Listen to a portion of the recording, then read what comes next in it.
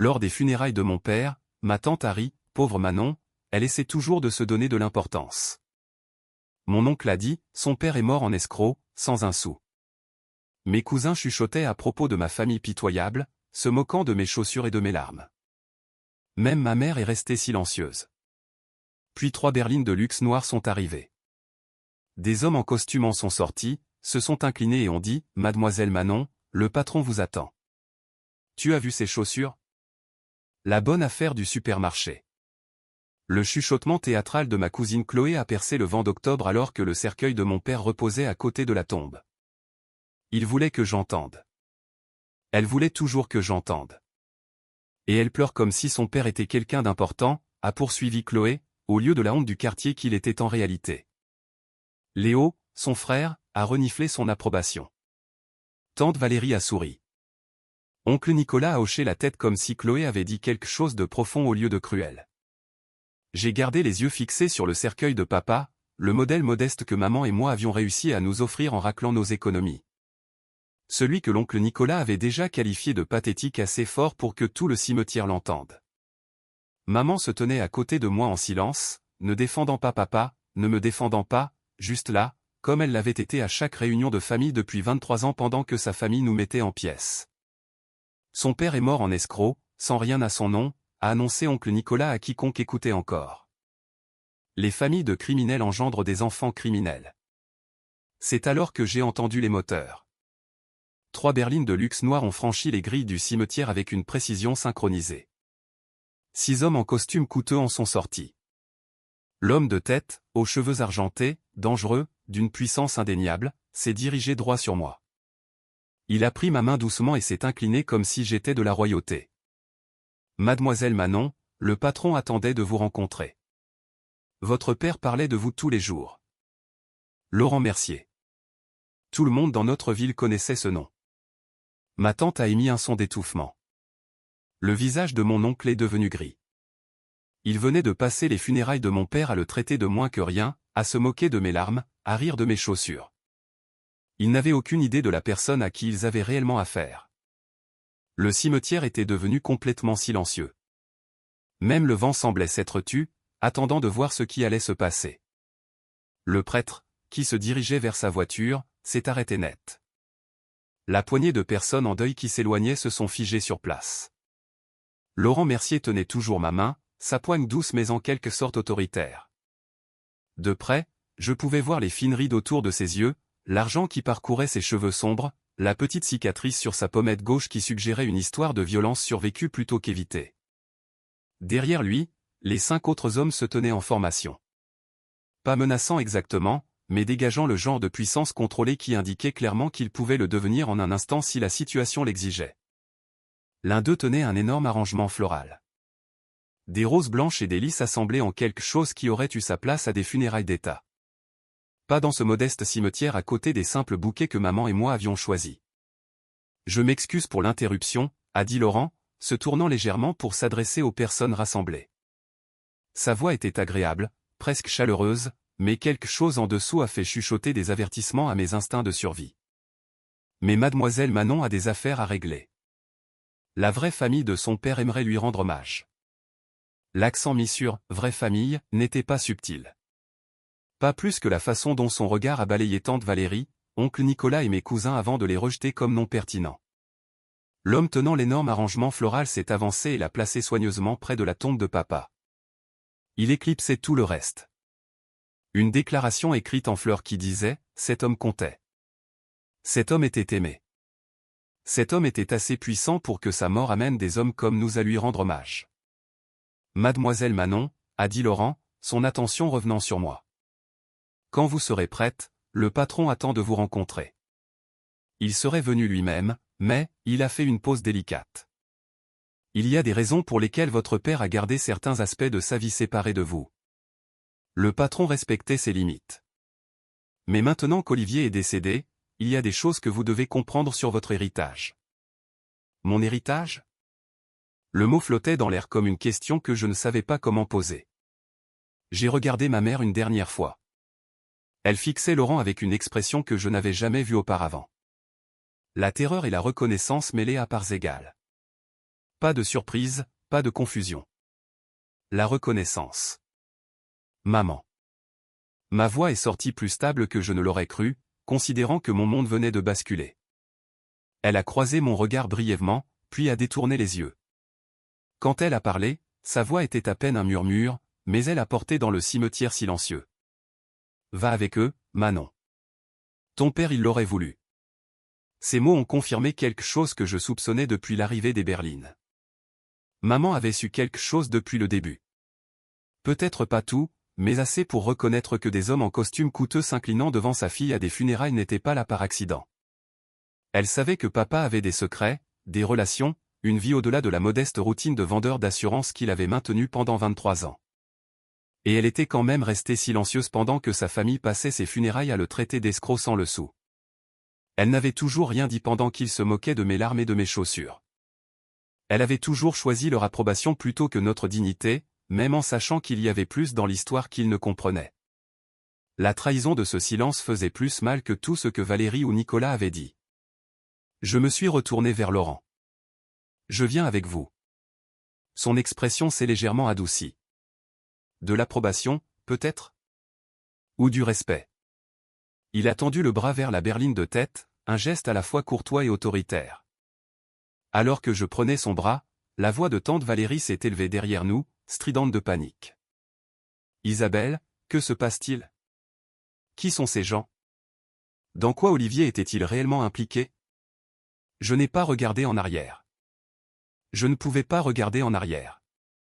Si je regardais le visage de maman à ce moment-là, je pourrais dire quelque chose que je ne pourrais pas reprendre. Ou pire, je pourrais pleurer. Et je refusais de donner à la famille de ma mère la satisfaction de me voir craquer. Laurent m'a guidé vers la berline avec une courtoisie attentive, comme si j'étais quelque chose de précieux qui avait besoin de protection. Un de ces hommes a ouvert la portière arrière.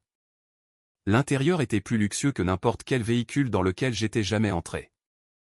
Des sièges en cuir qui coûtaient probablement plus cher que mes frais de scolarité, des garnitures en bois poli, une atmosphère de puissance contrôlée qui rendait l'espace à la fois sûr et dangereux. Laurent s'est installé sur le siège en face de moi. La portière s'est refermée avec le son solide de l'ingénierie allemande, nous scellant dans le silence. Tandis qu'à l'extérieur, la famille de ma mère sombrait dans le chaos. À travers la vitre teintée, je pouvais voir tante Valérie agripper le bras de maman, sa bouche bougeant frénétiquement. Oncle Nicolas fixait les berlines comme s'il venait de réaliser qu'il avait commis une terrible erreur. Chloé et Léo se tenaient figés, leur moquerie antérieure remplacée par quelque chose qui ressemblait à de la peur. La berline de luxe s'est mise en mouvement, douce et silencieuse. Le cimetière s'est estompé derrière nous. Je sais que vous avez des questions, a dit Laurent doucement. Sa voix s'était adoucie maintenant que nous étions loin du cimetière, loin de la performance qu'il avait donnée pour la famille de ma mère. Et vous méritez des réponses. Mais d'abord, j'ai besoin que vous compreniez quelque chose d'important à propos de votre père. J'ai attendu, les mains serrées sur mes genoux, portant toujours les chaussures de supermarché dont Chloé s'était moquée. Olivier Dubois était le neveu de Jean-Pierre Dubois, a dit Laurent prudemment, observant ma réaction. Sa mère, votre grand-mère, était la sœur cadette du patron. Votre père n'était pas seulement lié à la famille Dubois. Il était de la famille, du sang. Et dans notre monde, le sang est tout. Les mots n'ont pas immédiatement fait sens. Jean-Pierre Dubois. Le nom était légendaire dans notre ville. Une figure qui opérait dans l'ombre mais dont l'influence façonnait tout, du développement immobilier aux négociations syndicales, en passant par les politiciens qui remportaient les élections. Chaque article de journal sur le crime organisé présumé mentionnait ce nom. Chaque politicien jurait n'avoir aucun lien avec lui. Chaque homme d'affaires dans certains secteurs savait que les décisions majeures nécessitaient son approbation. Mon père, j'ai commencé, puis je me suis arrêté, ne sachant même pas quelle question poser en premier. Votre père a été le conseiller le plus fiable du patron pendant 25 ans, a poursuivi Laurent. Il gérait les entreprises légitimes de la famille, les restaurants, les propriétés, les investissements, et servait de pont entre notre monde et celui dans lequel vous avez grandi. Le travail dans les assurances était réel, mais c'était aussi une couverture, un moyen d'expliquer son style de vie confortable sans attirer l'attention sur l'origine de l'argent. La berline a serpenté à travers des rues que je connaissais depuis toujours. Mais tout semblait différent maintenant. Ce bistrot du coin où papa m'emmenait pour mes dîners d'anniversaire avec des crêpes. Est-ce que ma famille en était propriétaire? Le chantier de construction en centre-ville où de nouveaux appartements étaient en construction. Était-ce l'argent des Dubois qui remodelait le quartier? Il vous a tenu à l'écart de tout ça, a dit Laurent, sa voix douce mais ferme. Non pas parce qu'il avait honte de vous ou de la famille, mais parce qu'il vous aimait. Il voulait que vous ayez des choix qu'il n'a jamais eus. Une vie normale, un avenir sans le poids des obligations familiales, à moins que vous ne choisissiez de les accepter. J'ai pensé aux appels téléphoniques tard le soir de papa, aux réunions dans notre maison qui s'arrêtaient dès que j'entrais dans la pièce, à la façon dont certaines personnes le traitaient avec un respect qui frisait la peur quand nous étions en public. La vie confortable que nous avions menée malgré son revenu supposément modeste. Toutes les pièces que je n'avais jamais vraiment comprises se sont soudainement emboîtées avec une clarté dévastatrice. Votre père a laissé des instructions précises, a continué Laurent, sur votre éducation, votre héritage, votre introduction à la famille. Rien ne se passe sans votre consentement. Rien ne vous est imposé. Mais le patron voulait vous rencontrer, vous expliquer les choses correctement, s'assurer que vous compreniez qui était vraiment votre père et ce qu'il a construit pour vous. Mon père, Olivier Dubois. Pas l'escroc sans le sou que l'oncle Nicolas avait décrit. Pas la honte du quartier dont Chloé s'était moquée. Quelqu'un d'assez important pour que Laurent Mercier lui-même se présente à ses funérailles. Quelqu'un lié à la famille la plus puissante de la ville. Quelqu'un qui avait passé 23 ans à me protéger de cette vérité pendant que la famille de ma mère nous traitait comme des déchets. Où allons-nous? Ai-je demandé. Rencontrer le patron, a répondu Laurent. Votre grand-oncle. Il attend de vous rencontrer correctement depuis le décès de votre père. Il serait venu aux funérailles lui-même. Mais, Laurent a fait une pause délicate. Votre père voulait que votre introduction à la famille se fasse en privé, avec dignité, pas comme un spectacle dans un cimetière. La berline a tourné dans un quartier que je reconnaissais. Le quartier historique, l'argent ancien, le genre de demeure qui appartenait aux mêmes familles depuis des générations. Nous nous sommes arrêtés devant d'énormes grilles en fer qui se sont ouvertes automatiquement, révélant un domaine viticole en Provence qui ressemblait à quelque chose d'un film sur les dynasties de la Côte d'Azur. L'expression de Laurent avait de nouveau changé. Ce n'était plus l'exécuteur dangereux du cimetière, mais quelque chose de plus proche d'un enseignant patient préparant un élève à une leçon importante. Avant d'entrer, a-t-il dit, sa main reposant légèrement sur mon bras, j'ai besoin que vous compreniez une chose. Ce qui va se passer ensuite est votre choix. Le patron vous expliquera votre héritage, vos options, l'héritage de votre père. Mais rien ne vous est exigé. Vous pouvez vous éloigner de tout cela avec les avoirs légitimes de votre père et vivre la vie que vous choisirez. Ou vous pouvez apprendre. Vous pouvez comprendre. Vous pouvez prendre votre place dans la famille d'où venait votre père. Les grilles se sont refermées derrière nous avec un clic solide. À travers le pare-brise, je pouvais voir la maison principale. Énorme, élégante, dégageant le genre de richesse qui n'avait pas besoin de s'annoncer. Mon père venait de là, était lié à cela, avait choisi de m'élever loin de tout cela parce qu'il m'aimait assez pour vouloir que j'aie des choix. Et la famille de ma mère avait passé 23 ans à le traiter comme un raté. La rage qui montait en moi depuis que Chloé s'était moquée de mes chaussures au cimetière s'est cristallisée en quelque chose de froid et de concentré. Pas une colère chaude qui me rendrait imprudente. Un calcul froid que papa m'avait appris au fil des années en le regardant maintenir une dignité tranquille face à leurs insultes. Il l'avait traité d'escroc sans le sou, s'était moqué de mes larmes, avait ri de mes chaussures de supermarché. Ils n'avaient aucune idée de la personne à qui ils avaient réellement affaire, mais ils allaient l'apprendre, et j'allais m'assurer que la leçon reste. La berline s'est arrêtée devant la maison principale, et Laurent a ouvert ma portière avec la même courtoisie attentive qu'il avait montrée au cimetière. L'air d'octobre semblait différent ici, plus calme, plus lourd, comme si même le vent savait se montrer respectueux sur cette propriété. Un homme d'environ 70 ans attendait sur les marches en pierre. Cheveux blancs, costume impeccablement taillé, des yeux sombres qui semblaient cataloguer tout de moi en un seul regard. Il ne bougeait pas comme quelqu'un de son âge devrait bouger. Il y avait de la force dans sa posture, de l'autorité dans sa façon de se tenir. Manon, a-t-il dit, et sa voix portait des traces d'un accent parisien mêlé à quelque chose de plus ancien, quelque chose qui parlait de la Corse et de générations d'histoire familiale. Entrez, je vous en prie. Laurent m'a fait signe d'avancer, se retirant légèrement en signe de déférence qui m'a dit exactement qui était en charge ici.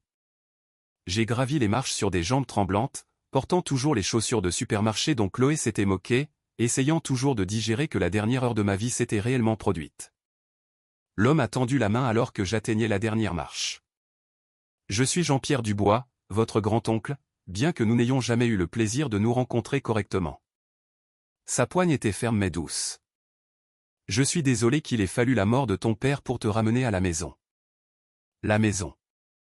Le mot semblait étrange appliqué à un endroit où je n'étais jamais allé, à des gens que je n'avais jamais rencontrés. Il m'a conduite à travers un hall d'entrée qui aurait eu sa place dans un musée.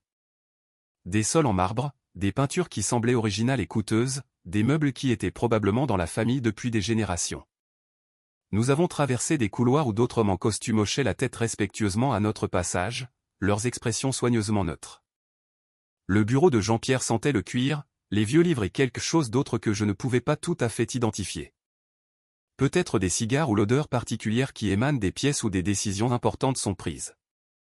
Des bibliothèques du sol au plafond tapissées de murs. Un bureau massif dominait l'espace. Des fauteuils en cuir qui semblaient avoir été rodés au fil des décennies étaient disposés près d'une cheminée. Il a désigné l'un de ces fauteuils. « Asseyez-vous, je vous prie. » Je me suis enfoncé dans le cuir qui était à la fois ferme et confortable, mes mains agrippant les accoudoirs pour les empêcher de trembler. Laurent avait pris position près de la porte, présent mais pas intrusif, comme un garde qui aurait été congédié mais refuserait de partir complètement. Jean-Pierre a étudié mon visage un long moment avant de parler. « Vous avez les yeux de votre grand-mère, a-t-il dit doucement. Maria, ma sœur cadette. Elle est partie quand vous n'étiez qu'un bébé, mais elle aurait adoré vous connaître. Olivier parlait constamment de vous, de votre intelligence, de votre force, de votre gentillesse. Il était si fier de la femme que vous êtes devenue. » Quelque chose dans ma poitrine s'est fissuré à ces mots. Cet étranger, cet homme que je n'avais jamais rencontré reconnaissait ma peine comme réelle et importante. Pas embarrassante, pas pathétique. Perdre votre père, la voix du patron s'est légèrement brisée, montrant une vulnérabilité dont je soupçonnais que peu de gens étaient témoins. C'était comme perdre un fils. Olivier était de la famille dans tous les sens du terme. Sa mort nous diminue tous. Il s'est dirigé vers son bureau et est revenu avec un dossier assez épais pour contenir un roman. Quand il l'a posé sur la petite table entre nous, j'ai pu voir mon nom écrit sur l'onglet d'une écriture soignée.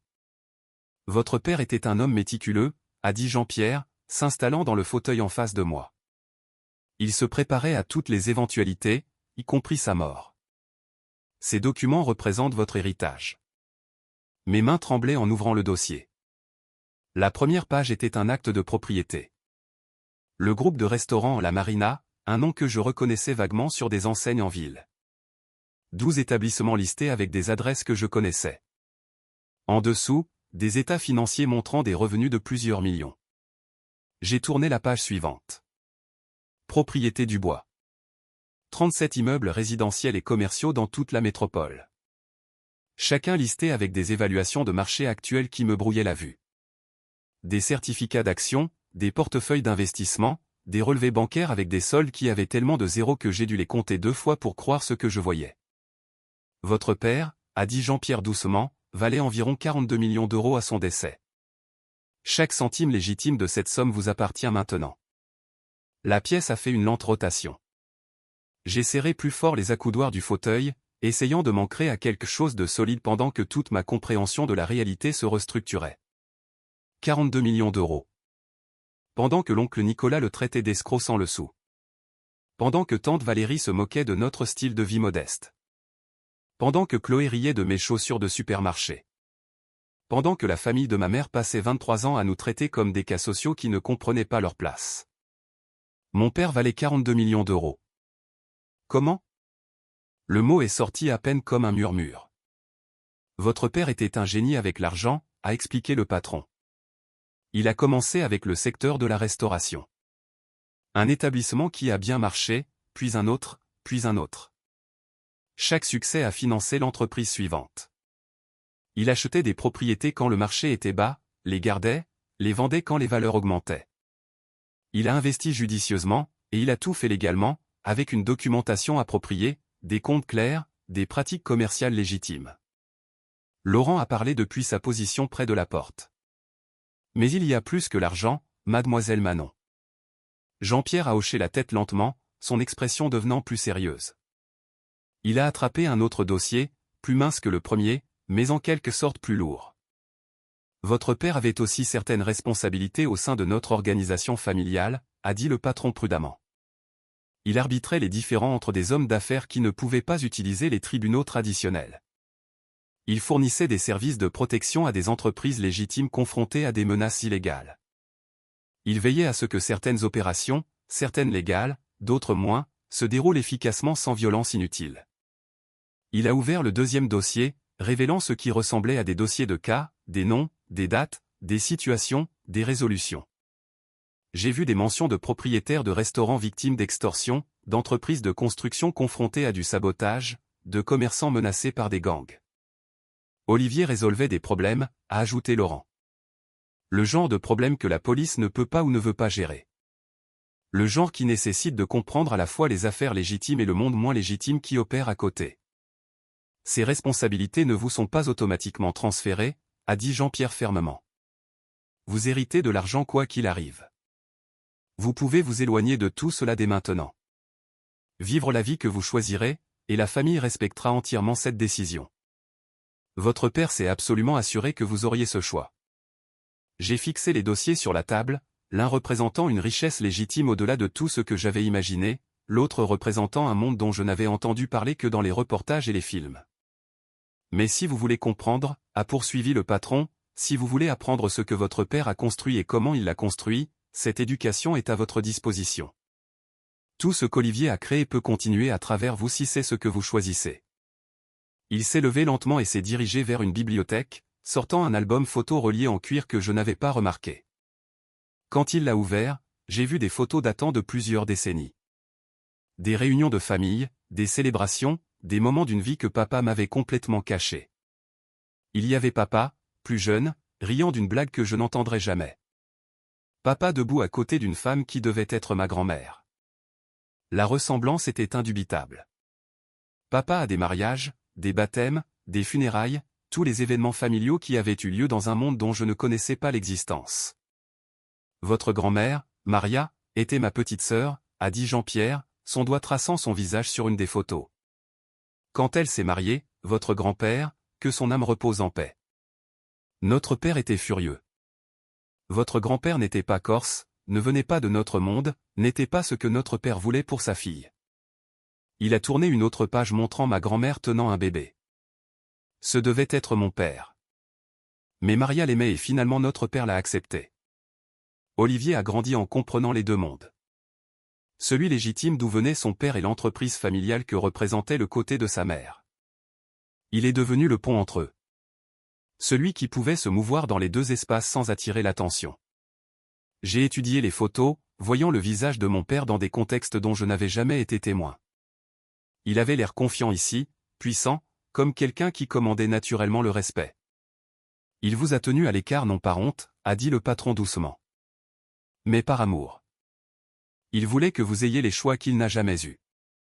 Une enfance normale, un avenir sans le poids des obligations familiales, à moins que vous ne choisissiez de les accepter. Il a refermé l'album avec soin et est retourné à son fauteuil, ses yeux sombres étudiant mon visage avec une intensité inconfortable. Alors, je vous le demande maintenant, Manon, que voulez-vous? Vous pouvez prendre l'argent et partir. Personne ne vous jugera. Personne ne vous estimera moins. Ou vous pouvez rester. Vous pouvez apprendre. Vous pouvez comprendre le monde d'où venait votre père et l'héritage qu'il a construit pour vous. J'ai pensé à ma mère, silencieuse aux funérailles. À la cruauté de tante Valérie. À oncle Nicolas traitant papa d'escroc. À Chloé se moquant de mes larmes et de mes chaussures pendant que le corps de papa attendait d'être enterré. 23 ans à être traité comme un déchet par des gens qui n'avaient aucune idée de qui nous étions vraiment. Je veux apprendre, ai-je dit, ma voix plus stable que je ne l'aurais cru. Je veux comprendre ce que mon père a construit. L'expression du patron n'a pas changé, mais quelque chose dans ses yeux s'est adouci. De l'approbation peut-être, ou de la satisfaction. Et je veux que certaines personnes comprennent exactement à qui elles ont manqué de respect, ai-je ajouté doucement. Jean-Pierre et Laurent ont échangé un regard qui disait que c'était exactement la réponse qu'ils avaient espérée. Alors votre éducation commence demain, a dit le patron. Laurent sera votre guide, votre professeur, votre protection alors que vous apprendrez à naviguer dans votre héritage. Mais ce soir, vous vous reposez, vous digérez ce que vous avez appris, vous dites adieu à la fille que vous étiez et vous vous préparez à la femme que vous devenez. Laurent s'est avancé. Je vous ramène chez vous, mademoiselle Manon, à moins que vous ne préfériez rester ici ce soir. J'ai secoué la tête.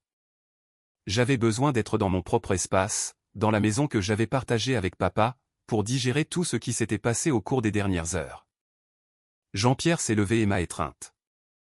Pas l'étreinte formelle d'un associé, mais l'affection sincère d'une famille. Votre père vous aimait plus que tout au monde, a-t-il dit doucement. Tout ce qu'il a fait, chaque choix qu'il a fait était pour vous protéger et vous donner l'avenir que vous méritiez. N'en doutez jamais.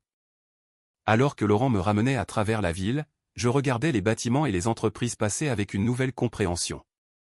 Ce bistrot où papa m'emmenait pour mes dîners d'anniversaire. Était-ce l'un des 12 établissements de la marina? Ces appartements en rénovation en centre-ville, étaient-ils des propriétés du bois? Toute ma vie avait été entourée de l'empire de mon père, et je n'avais jamais su qu'il existait. Les chaussures de supermarché dont Chloé s'était moquée me semblaient soudain différentes à mes pieds.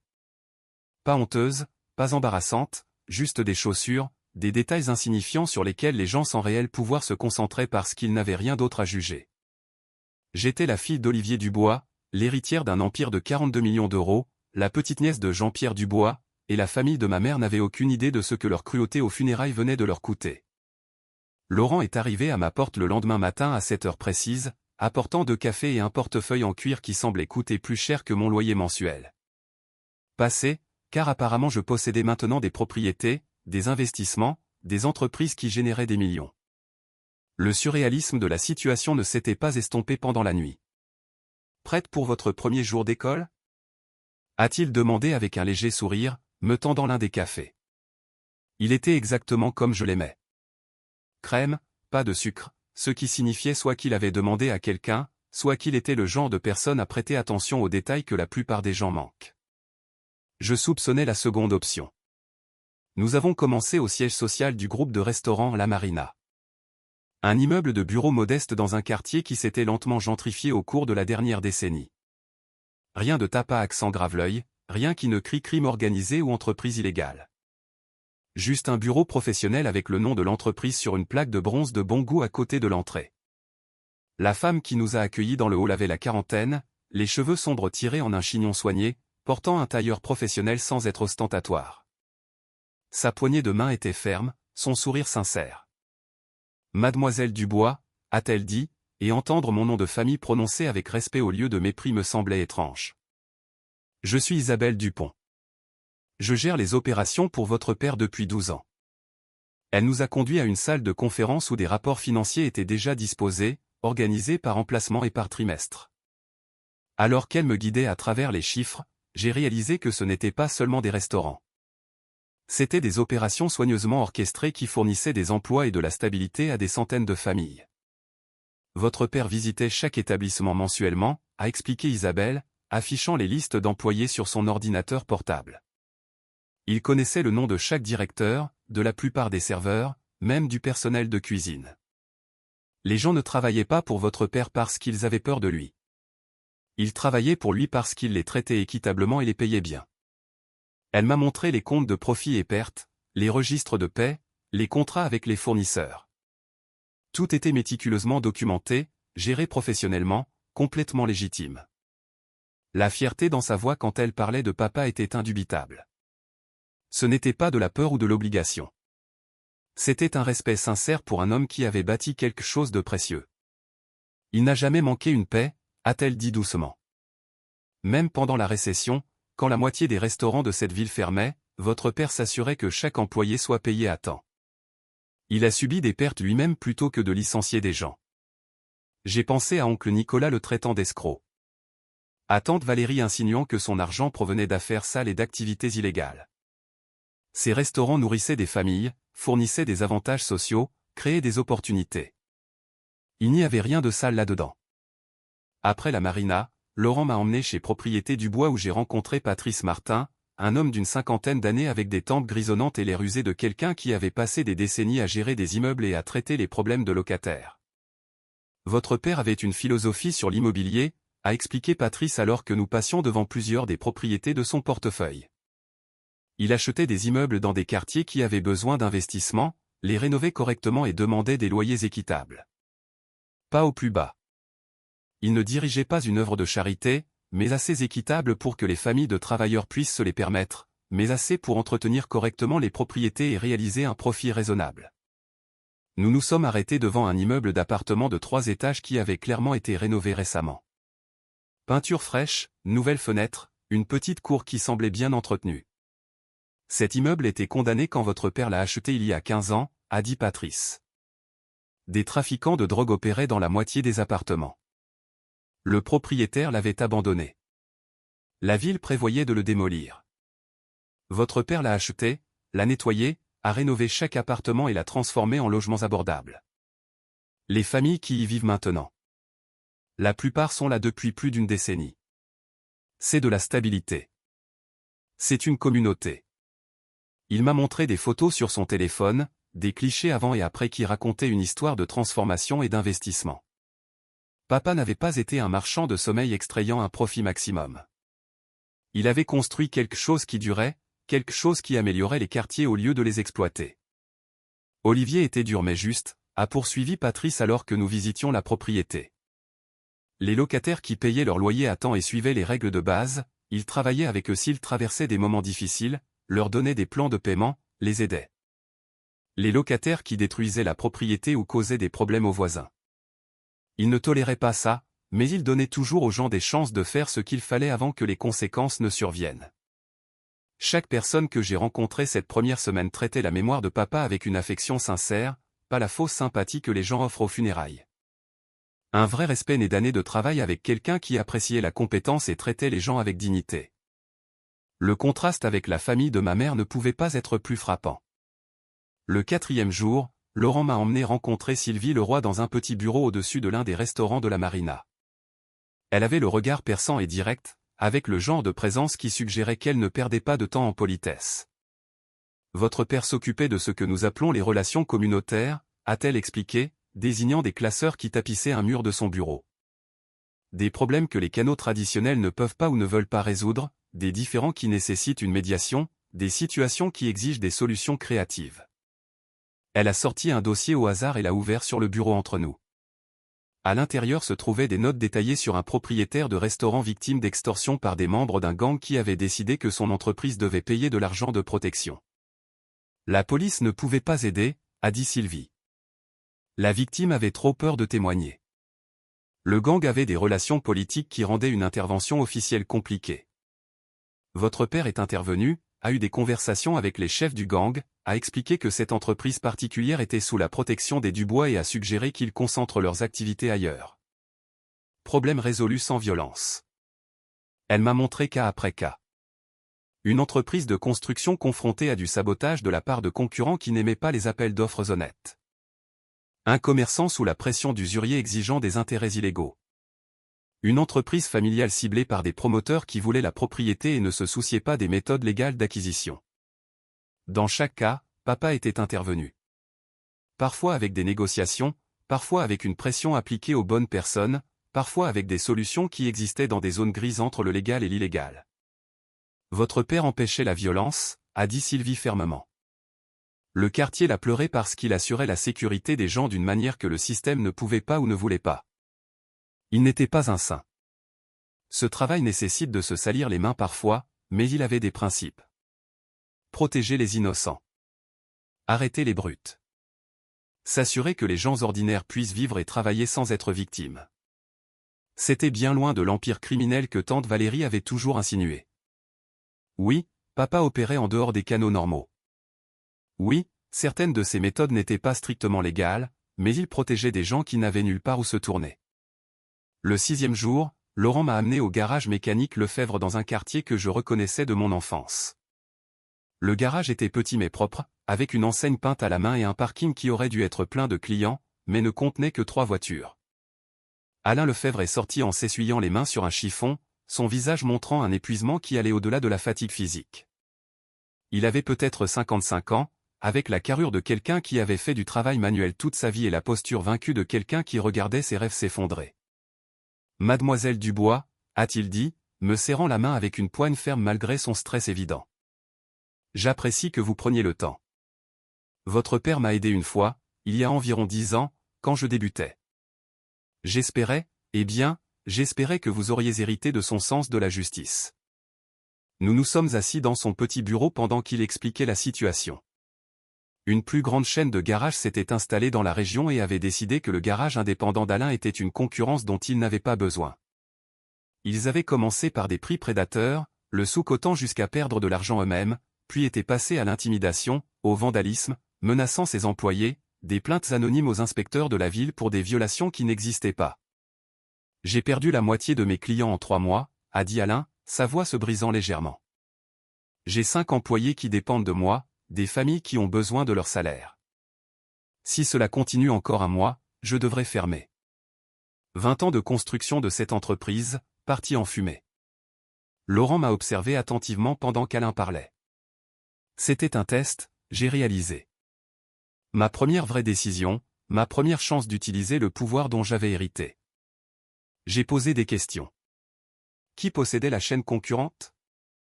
Quelle tactique spécifique utilisait-il? Alain avait-il essayé les voies légales? Les réponses ont brossé un tableau clair d'intimidation systématique conçu pour détruire la concurrence. La rage brûlante que j'avais ressentie aux funérailles de papa s'était refroidie en quelque chose de plus concentré, de plus stratégique. C'était exactement le genre de situation que papa avait géré. Un homme d'affaires honnête détruit par des brutes qui avaient plus de ressources et aucune éthique. « Donnez-moi 3 jours, ai-je dit à Alain.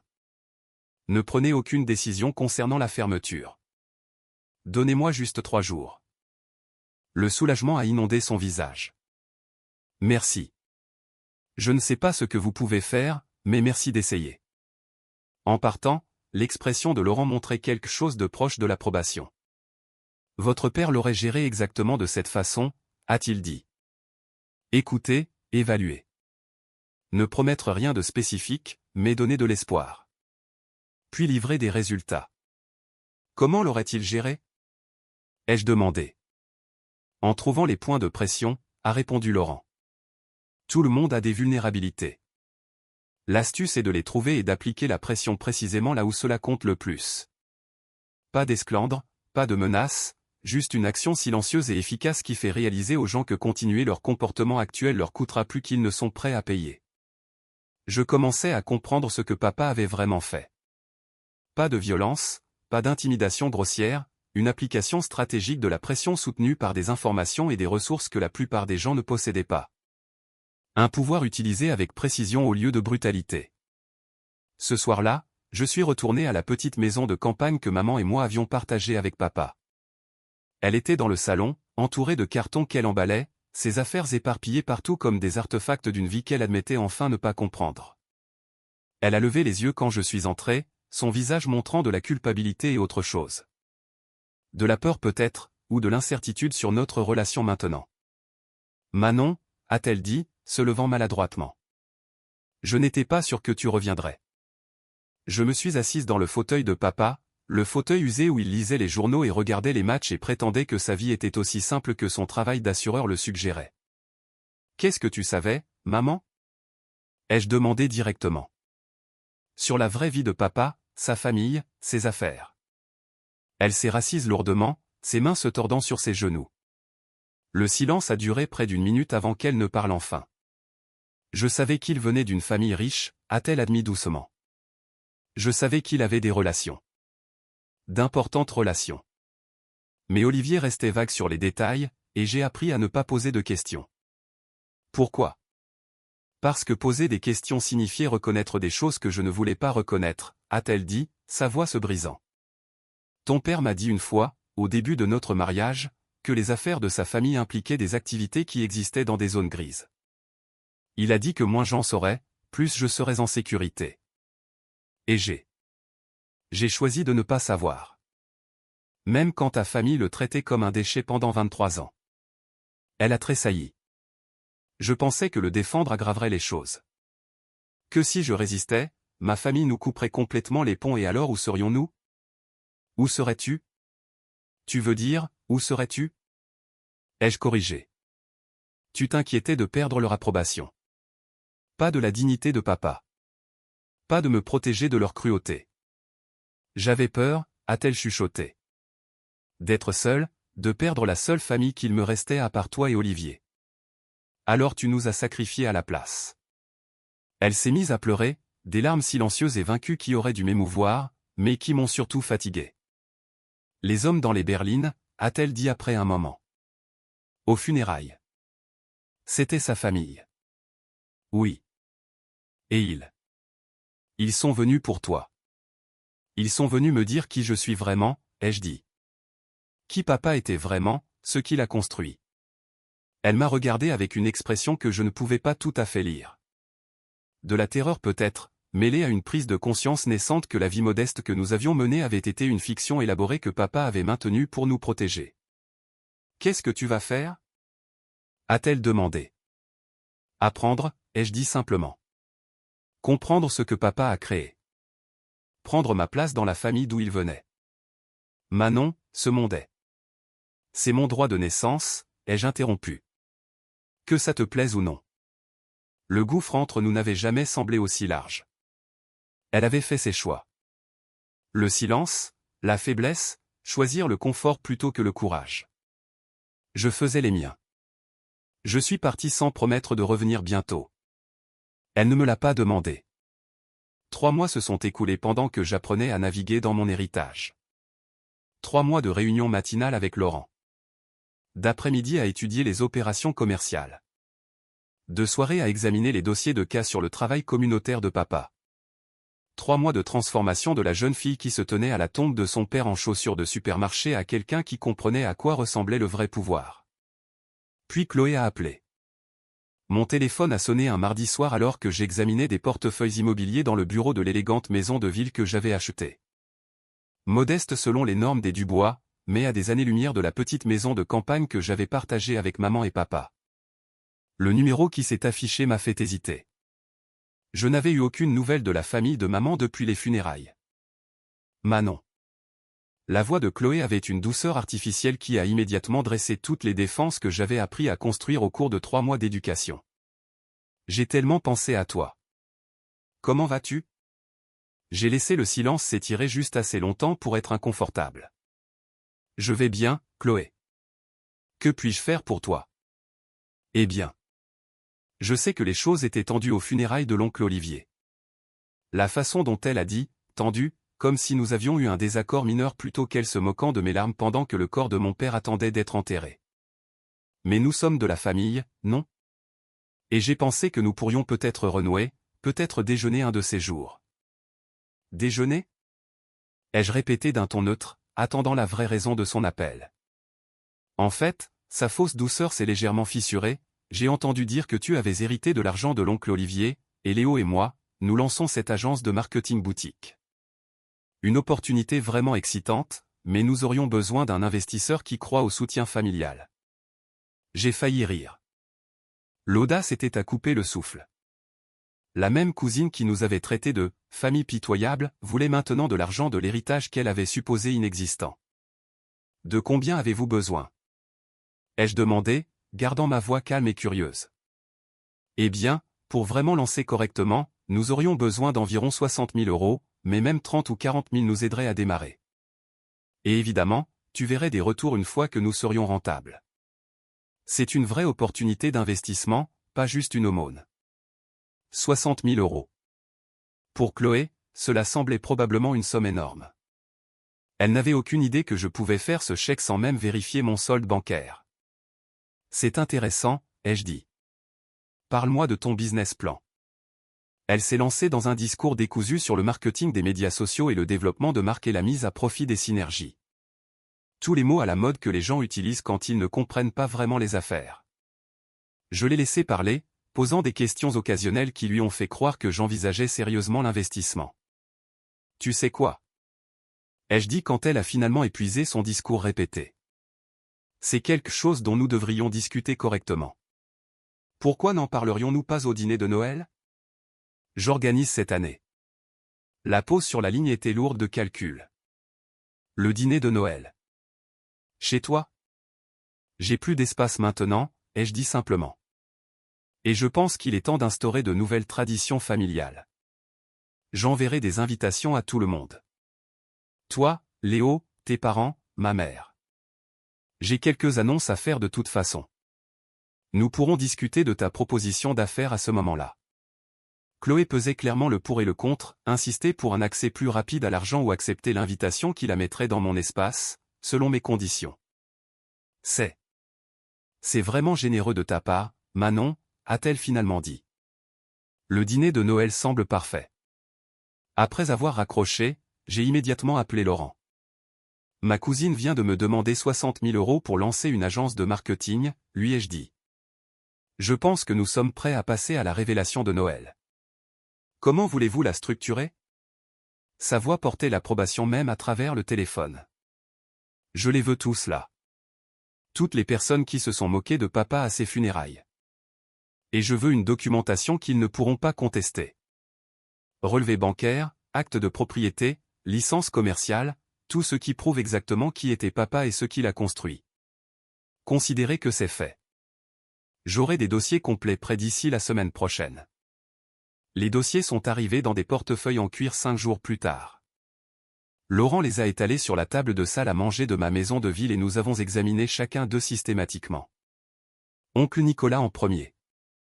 Son entreprise d'importation perdait de l'argent. De mauvaises décisions d'inventaire, de terribles relations avec les fournisseurs, des clients qu'il abandonnait pour des concurrents plus fiables. Il était peut-être à 3 mois de la faillite, mais le cachait à tout le monde en prenant des avances de fonds sur des cartes de crédit pour couvrir les dépenses de base. Il dit à tout le monde que les affaires marchent bien, a dit Laurent, tapotant des états financiers qui racontaient une histoire très différente. Mais les chiffres ne mentent pas. Il se noie. Le dossier de tante Valérie était encore plus révélateur. Des dettes de cartes de crédit approchant les 6 chiffres. Des vêtements de marque achetés pour maintenir les apparences tandis que les paiements minimums étaient manqués. Son score de crédit avait chuté de plus de 100 points au cours de la dernière année seulement. Elle achète des choses pour prouver qu'elle a réussi, ai-je observé, étudiant les historiques d'achat. Des sacs à main, des bijoux, des repas au restaurant qu'elle ne peut pas se permettre. Tout n'est que performance. Les dossiers de Chloé et Léo montraient un désespoir similaire masqué en ambition. Tous deux avaient perdu leur emploi au cours de la dernière année. Chloé d'une agence de marketing après avoir manqué des délais à plusieurs reprises. Léo d'un poste de vente après des avertissements de performance qu'il avait ignorés. Ils vivaient au crochet de leurs parents tout en faisant croire à leurs amis qu'ils avaient décidé de se lancer dans l'entrepreneuriat. L'agence de marketing que Chloé avait présentée était le désespoir dans un business plan. Pas de clients réels, pas de stratégie concrète, juste l'espoir que se qualifier d'entrepreneur générerait d'une manière ou d'une autre des revenus. Ils ont passé 23 ans à mépriser votre famille, a dit Laurent doucement, tout en construisant des vies qui sont à une crise financière de l'effondrement complet. L'ironie était presque poétique. Il s'était moqué de papa, le traitant de pauvre escroc, alors qu'il était assis sur 42 millions d'actifs légitimes. Il nous avait traités de pitoyables alors qu'il se noyait dans des dettes qu'il ne pouvait pas reconnaître. Je veux leur montrer, ai-je dit. Pas les détruire. Juste leur montrer la vérité qu'ils ont été trop arrogants pour voir. Laurent a hoché la tête. Votre père aurait approuvé cette approche. J'ai passé la semaine suivante à me préparer. J'ai acheté une demeure dans le quartier historique. Pas la plus grande maison disponible, mais assez impressionnante pour marquer les esprits. Le genre d'endroit où l'argent ancien vivait tranquillement mais visiblement. L'adresse seule soulèverait des questions. Les invitations de Noël ont été envoyées sur du papier cartonné épais avec une écriture élégante, formelle mais chaleureuse, délibérément vague sur les annonces que je ferais, juste assez pour assurer la curiosité et la présence. Laurent m'a mis en contact avec un organisateur d'événements qui a compris exactement le genre de dîner que je voulais. Confortable, mais clairement cher. Un traiteur du restaurant phare La Marina avec un plat traditionnel français. Des vins de la collection personnelle de papa que Laurent avait transféré dans la cave de ma nouvelle maison. Une vaisselle qui murmurait l'élégance plutôt que de crier l'ostentation. L'objectif, ai-je expliqué à l'organisateur, et de créer une atmosphère où ils réalisent que quelque chose a changé, mais ils ne peuvent pas tout à fait identifier quoi jusqu'à ce que nous soyons prêts à le révéler. Nous avons préparé des dossiers de présentation pour chaque membre de la famille. Des documents soigneusement sélectionnés sur les entreprises de papa, des actes de propriété, des états financiers, des articles sur les programmes communautaires qu'il avait financés. Rien de classifié ou de sensible, juste une preuve légitime de qui était réellement Olivier Dubois. Laurent a suggéré de faire venir Jean-Pierre au dîner. Sa présence rendrait la dynamique du pouvoir indubitable, a-t-il soutenu. J'ai secoué la tête. Cette première révélation doit concerner l'héritage de papa, leur montrer à qui ils ont manqué de respect, pas les intimider avec des liens familiaux. Cela viendra plus tard si nécessaire. Votre père l'aurait géré exactement de cette façon, a dit Laurent avec approbation. La veille du dîner de Noël, j'ai rencontré Jean-Pierre dans son bureau. Il a versé 2 verres de vin rouge qui coûtaient probablement plus cher que le salaire mensuel de ma mère. Un autre détail de mon ancienne vie qui semblait de plus en plus lointain. Demain est un grand jour, a-t-il observé, s'installant dans le fauteuil en cuir en face de moi. Dites-moi ce que vous espérez accomplir. J'ai considéré la question honnêtement.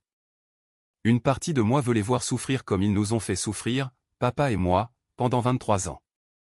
Il a hoché la tête lentement, sans jugement dans son expression. C'est naturel. Ils vous ont blessé.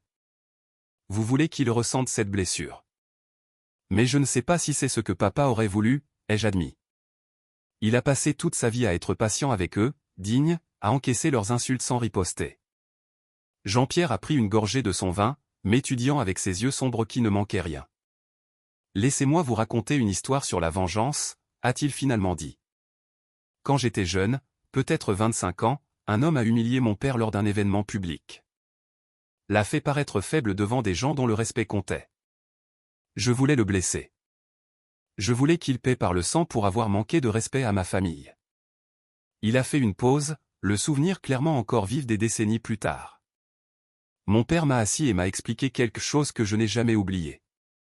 Il a dit, la vengeance ne devrait jamais être une question de destruction. Elle devrait être une question d'équilibre, d'enseigner des leçons qui créent la compréhension plutôt que de simplement causer de la douleur. Qu'avez-vous fait? Ai-je demandé. J'ai montré à l'homme la vérité sur lui-même, a répondu Jean-Pierre. J'ai révélé ses propres faiblesses et échecs d'une manière qu'il ne pouvait ignorer ou nier. Je lui ai fait comprendre exactement ce qu'il avait fait et pourquoi c'était mal.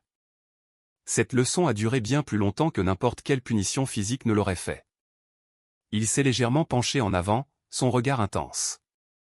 Vous avez maintenant le pouvoir de détruire financièrement la famille de votre mère. Je pourrais passer quelques appels et d'ici le nouvel an, leur crédit serait ruiné. L'entreprise de Nicolas serait saisie. Valérie perdrait tout. Ce serait facile. Mais, ai-je incité? Mais est-ce ce que votre père aurait voulu? A demandé Jean-Pierre. Olivier a passé 23 ans à leur montrer une dignité tranquille face à la cruauté. Il vous a appris la patience et la stratégie par son exemple. Voudrait-il que vous utilisiez son héritage pour devenir le genre de personne qui détruit les familles? J'ai pensé à papa lisant le journal dans son fauteuil usé. À la façon dont il avait géré les insultes de la famille de maman avec des réponses calmes qui ne s'abaissaient jamais à leur niveau. Aux entreprises qu'il avait bâties et qui aidaient les gens au lieu de les exploiter. Je veux qu'ils comprennent à qui ils ont manqué de respect, ai-je dit lentement. Qu'ils reconnaissent leurs erreurs, qu'ils voient la vérité sur eux-mêmes et sur papa. Mais je ne veux pas devenir la personne cruelle qu'ils étaient. Jean-Pierre a souri, une chaleur sincère qui a transformé son expression habituellement sévère. Vous ressemblez plus à votre père que vous ne le pensez, a-t-il dit. Olivier serait très fier de la femme que vous devenez. Il a levé son verre dans un petit toast. Demain, vous leur montrerez la vérité. Vous leur donnerez la chance de reconnaître leurs erreurs et de choisir comment réagir. C'est la justice, Manon. La vraie justice, pas la vengeance déguisée en vertu. J'ai trinqué avec lui, sentant une partie de la colère qui s'était accumulée pendant 3 mois se transformer en quelque chose de plus concentré, de plus contrôlé. Demain, la famille de ma mère apprendrait exactement qui était Olivier Dubois. Ils verraient l'empire dont ils s'étaient moqués, comprendraient l'héritage qu'ils avaient rejeté, reconnaîtraient l'erreur de jugement catastrophique qu'ils avaient commise à ses funérailles, et ensuite je leur donnerais le choix de ce qu'ils feraient de cette connaissance, exactement comme papa l'aurait fait. La veille de Noël est arrivée avec un ciel clair et un air froid qui semblait approprié pour ce que j'avais prévu. Je me tenais à la fenêtre de ma nouvelle demeure, observant la rue, les nerfs et l'anticipation se mêlant à parts égales. Ce n'était pas juste un dîner. C'était le moment où tout allait changer. La berline de l'oncle Nicolas a franchi les grilles en fer à 17h45 précises, 15 minutes en avance. Ils avaient probablement passé le trajet à spéculer sur l'origine de l'argent pour une maison dans ce quartier, à répéter des questions déguisées en inquiétude. Je les ai regardés sortir de la voiture. Tante Valérie d'abord, portant ce qui était probablement censé être de marque, mais qui ressemblait à une contrefaçon coûteuse même de loin. Sa tête pivotait, examinant la propriété, son expression passant par la confusion et le calcul. Oncle Nicolas est sorti plus lentement, ses yeux évaluant déjà, mesurant, essayant de déterminer combien tout cela coûtait. Chloé et Léo sont sortis de la banquette arrière, échangeant des regards que je reconnaissais. Le ressentiment mêlé à la cupidité. Le genre d'expression que les gens ont quand ils réalisent que quelqu'un qu'ils méprisent pourrait en fait avoir quelque chose qu'ils veulent. Maman était la dernière, traînant derrière eux tous, son langage corporel criant l'inconfort. Elle savait des choses qu'ils ne savaient pas. Elle comprenait que ce soir ne serait pas la réconciliation familiale qu'ils attendaient probablement. J'ai ouvert la porte moi-même avant qu'ils ne l'atteignent. L'organisateur d'événements avait suggéré de faire répondre le personnel, mais je voulais que ce moment soit personnel. Il ne s'agissait pas d'étaler la richesse. Il s'agissait de leur montrer la vérité. Manon. La voix de tante Valérie était excessivement enjouée, une chaleur artificielle qui n'atteignait pas ses yeux. Cette maison. Mon Dieu. Comment diable as-tu pu t'offrir cet endroit? La question était une accusation déguisée en curiosité. Elle voulait que j'admette que j'avais obtenu de l'argent de quelque part de douteux, quelque chose qui confirmerait leur croyance de longue date sur les liens criminels de papa. Papa m'a laissé bien pourvu, ai-je dit simplement, m'écartant pour les laisser entrer. Le hall d'entrée a fait le travail que je n'avais pas besoin de faire. Sol en marbre, lustre en cristal, des meubles qui chuchotaient l'argent ancien plutôt que de crier la nouvelle richesse. Les yeux de l'oncle Nicolas cataloguaient tout avec une envie à peine dissimulée. C'est un sacré changement par rapport à cette petite maison de campagne que tu partageais avec Olivier, a-t-il observé, et d'une manière ou d'une autre, il l'a fait sonner comme une insulte. Circonstances différentes, ai-je répondu d'un ton neutre. Laissez-moi prendre vos manteaux. Chloé et Léo n'avaient encore rien dit, mais je pouvais les voir réévaluer tout ce qu'ils pensaient savoir de moi. La cousine dont ils s'étaient moqués aux funérailles vivait soudainement dans une maison qui coûtait probablement plus cher que ce qu'ils gagneraient de leur vie. Je les ai conduits à la salle à manger où la table était dressée avec de la porcelaine et du cristal de la collection de papa. Des pièces qu'Isabelle m'avait dit qu'il avait acquises au fil des ans, chacune choisie avec soin. Les verres à vin seuls coûtaient probablement plus cher que la mensualité de la voiture de l'oncle Nicolas. Les yeux de maman balayaient nerveusement la pièce, comme si elle attendait que quelque chose de terrible se produise. Elle en savait assez pour être inquiète, même si elle ne savait pas exactement ce que j'avais prévu. Le dîner a commencé par des banalités inconfortables. Le personnel du traiteur, des professionnels formés du restaurant phare de la Marina, servait des amuse-gueules pendant que la famille de ma mère engageait une conversation prudente qui évitait de reconnaître les questions évidentes qui flottaient dans l'air. Au plat principal, la patience de l'oncle Nicolas s'était épuisée. Alors, Manon, a-t-il dit, posant sa fourchette avec une emphase délibérée. Nous devrions probablement discuter de ta situation. Le mot « situation » est sorti comme si j'étais un problème à gérer. Ma situation ? Ai-je demandé calmement. Cette maison, cette richesse soudaine. En tant que famille, nous devrions comprendre ce qui se passe avec toi. Tante Valérie a hoché la tête en signe d'accord. Surtout compte tenu des affaires compliquées de ton père. Nous voulons juste nous assurer que tu ne t'impliques pas dans quelque chose de douteux. L'ironie était presque trop parfaite. Ils étaient assis dans ma maison, mangeant ma nourriture, buvant du vin de ma cave, et parvenaient encore à insinuer que je faisais quelque chose de mal. Papa m'a laissé plusieurs choses à gérer, ai-je dit, gardant ma voix égale. J'ai passé les 3 derniers mois à apprendre ses intérêts commerciaux. Le rire de tante Valérie était aigu et incrédule. Intérêts commerciaux ? Olivier vendait des assurances, Manon. Il joignait à peine les deux bouts. Quel que soit l'argent que tu penses avoir. Laissez-moi vous montrer quelque chose, ai-je interrompu, me levant et récupérant les dossiers de présentation que Laurent et moi avions préparés. J'en ai placé un devant chaque personne à table, ma mère incluse. Qu'est-ce que c'est? A demandé l'oncle Nicolas avec suspicion. Des informations sur papa que vous ne connaissiez peut-être pas, ai-je dit, retournant à ma place et ouvrant mon propre dossier.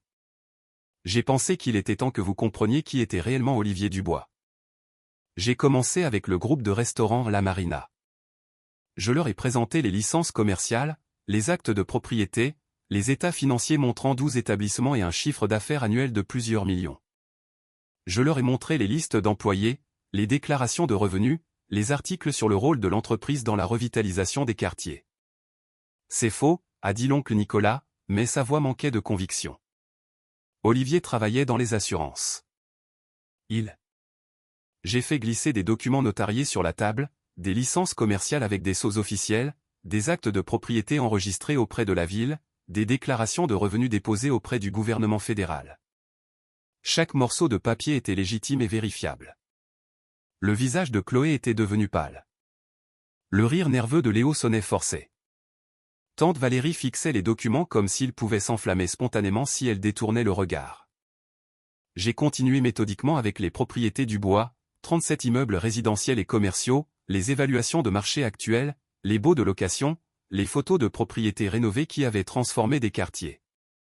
Puis les portefeuilles d'investissement, les certificats d'action, les obligations, les actifs diversifiés gérés par des conseillers financiers agréés avec une documentation s'étalant sur 2 décennies.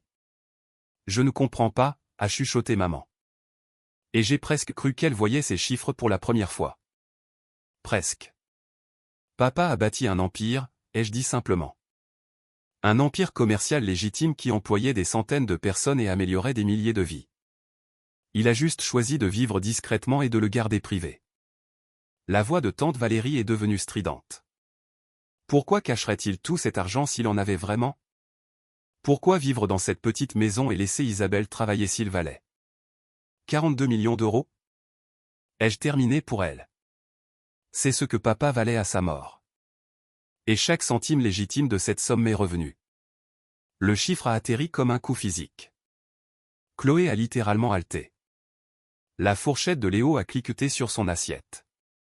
Le visage de l'oncle Nicolas a pris plusieurs couleurs avant de se fixer sur un blanc grisâtre. L'expression de tante Valérie est passée par le choc, l'incrédulité, la rage et enfin quelque chose qui ressemblait à une horreur naissante alors qu'elle réalisait ce que cela signifiait. Ce qu'elle avait dit aux funérailles d'un homme qui valait 42 millions d'euros. C'est impossible, a dit faiblement l'oncle Nicolas. Nous l'aurions su. Ta mère nous l'aurait dit.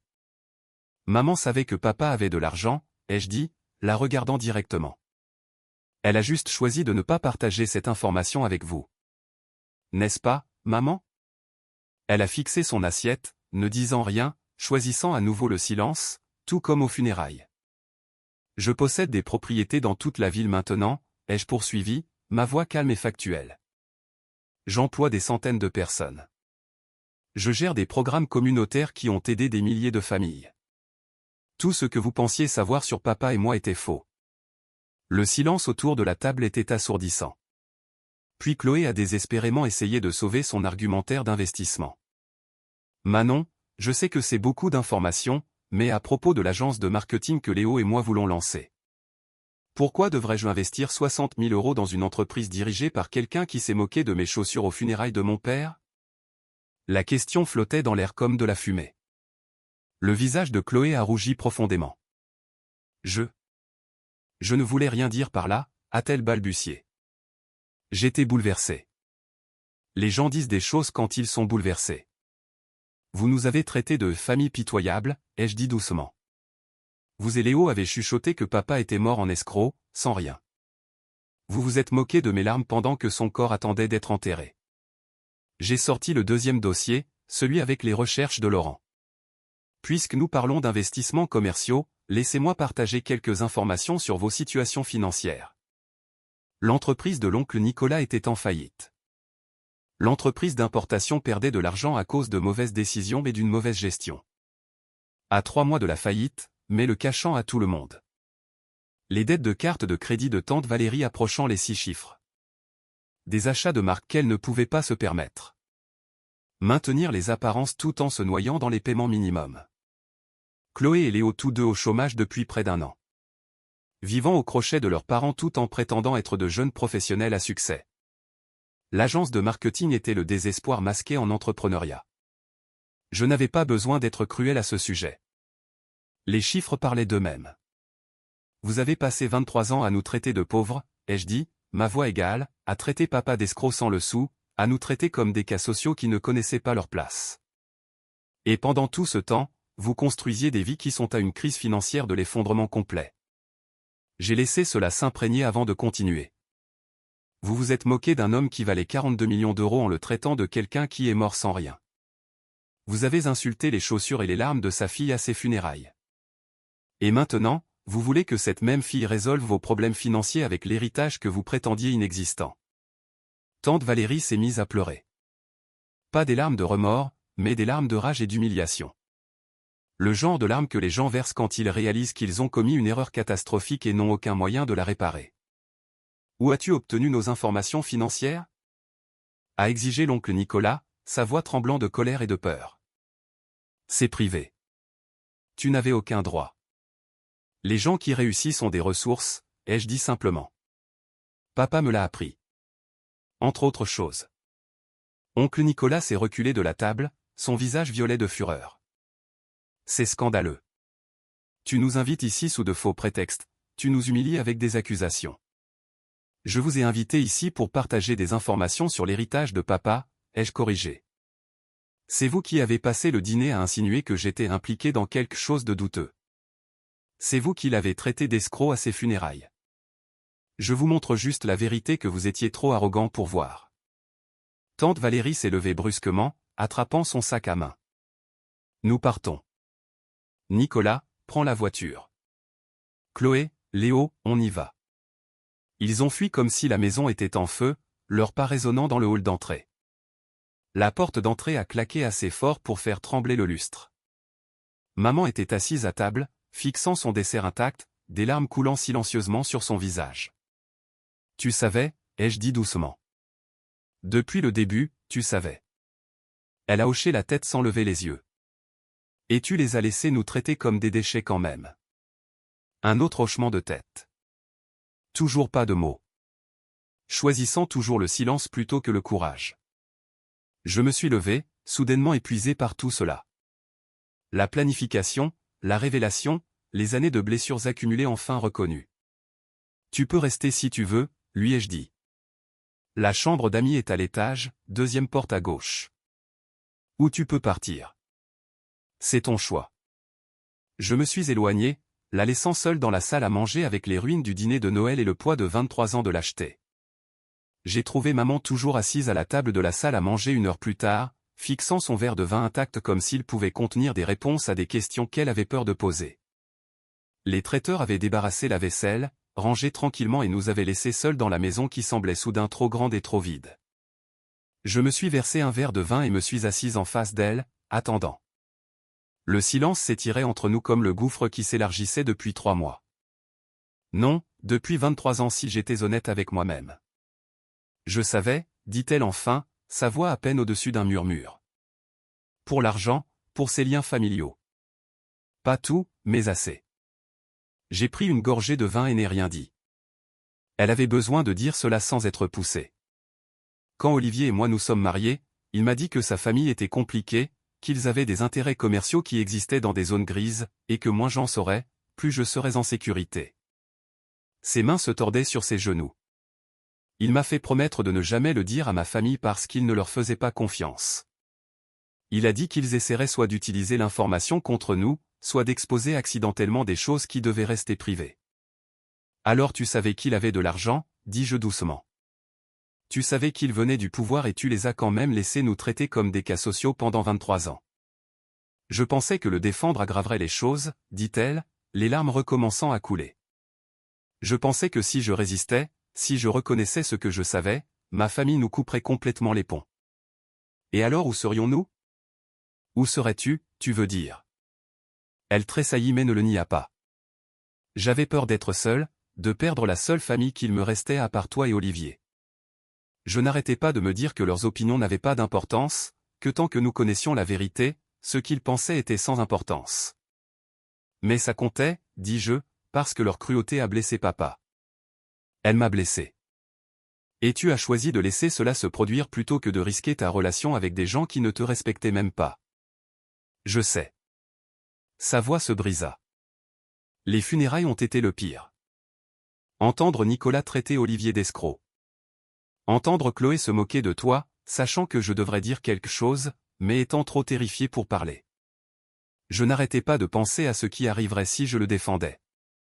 Valérie poserait des questions.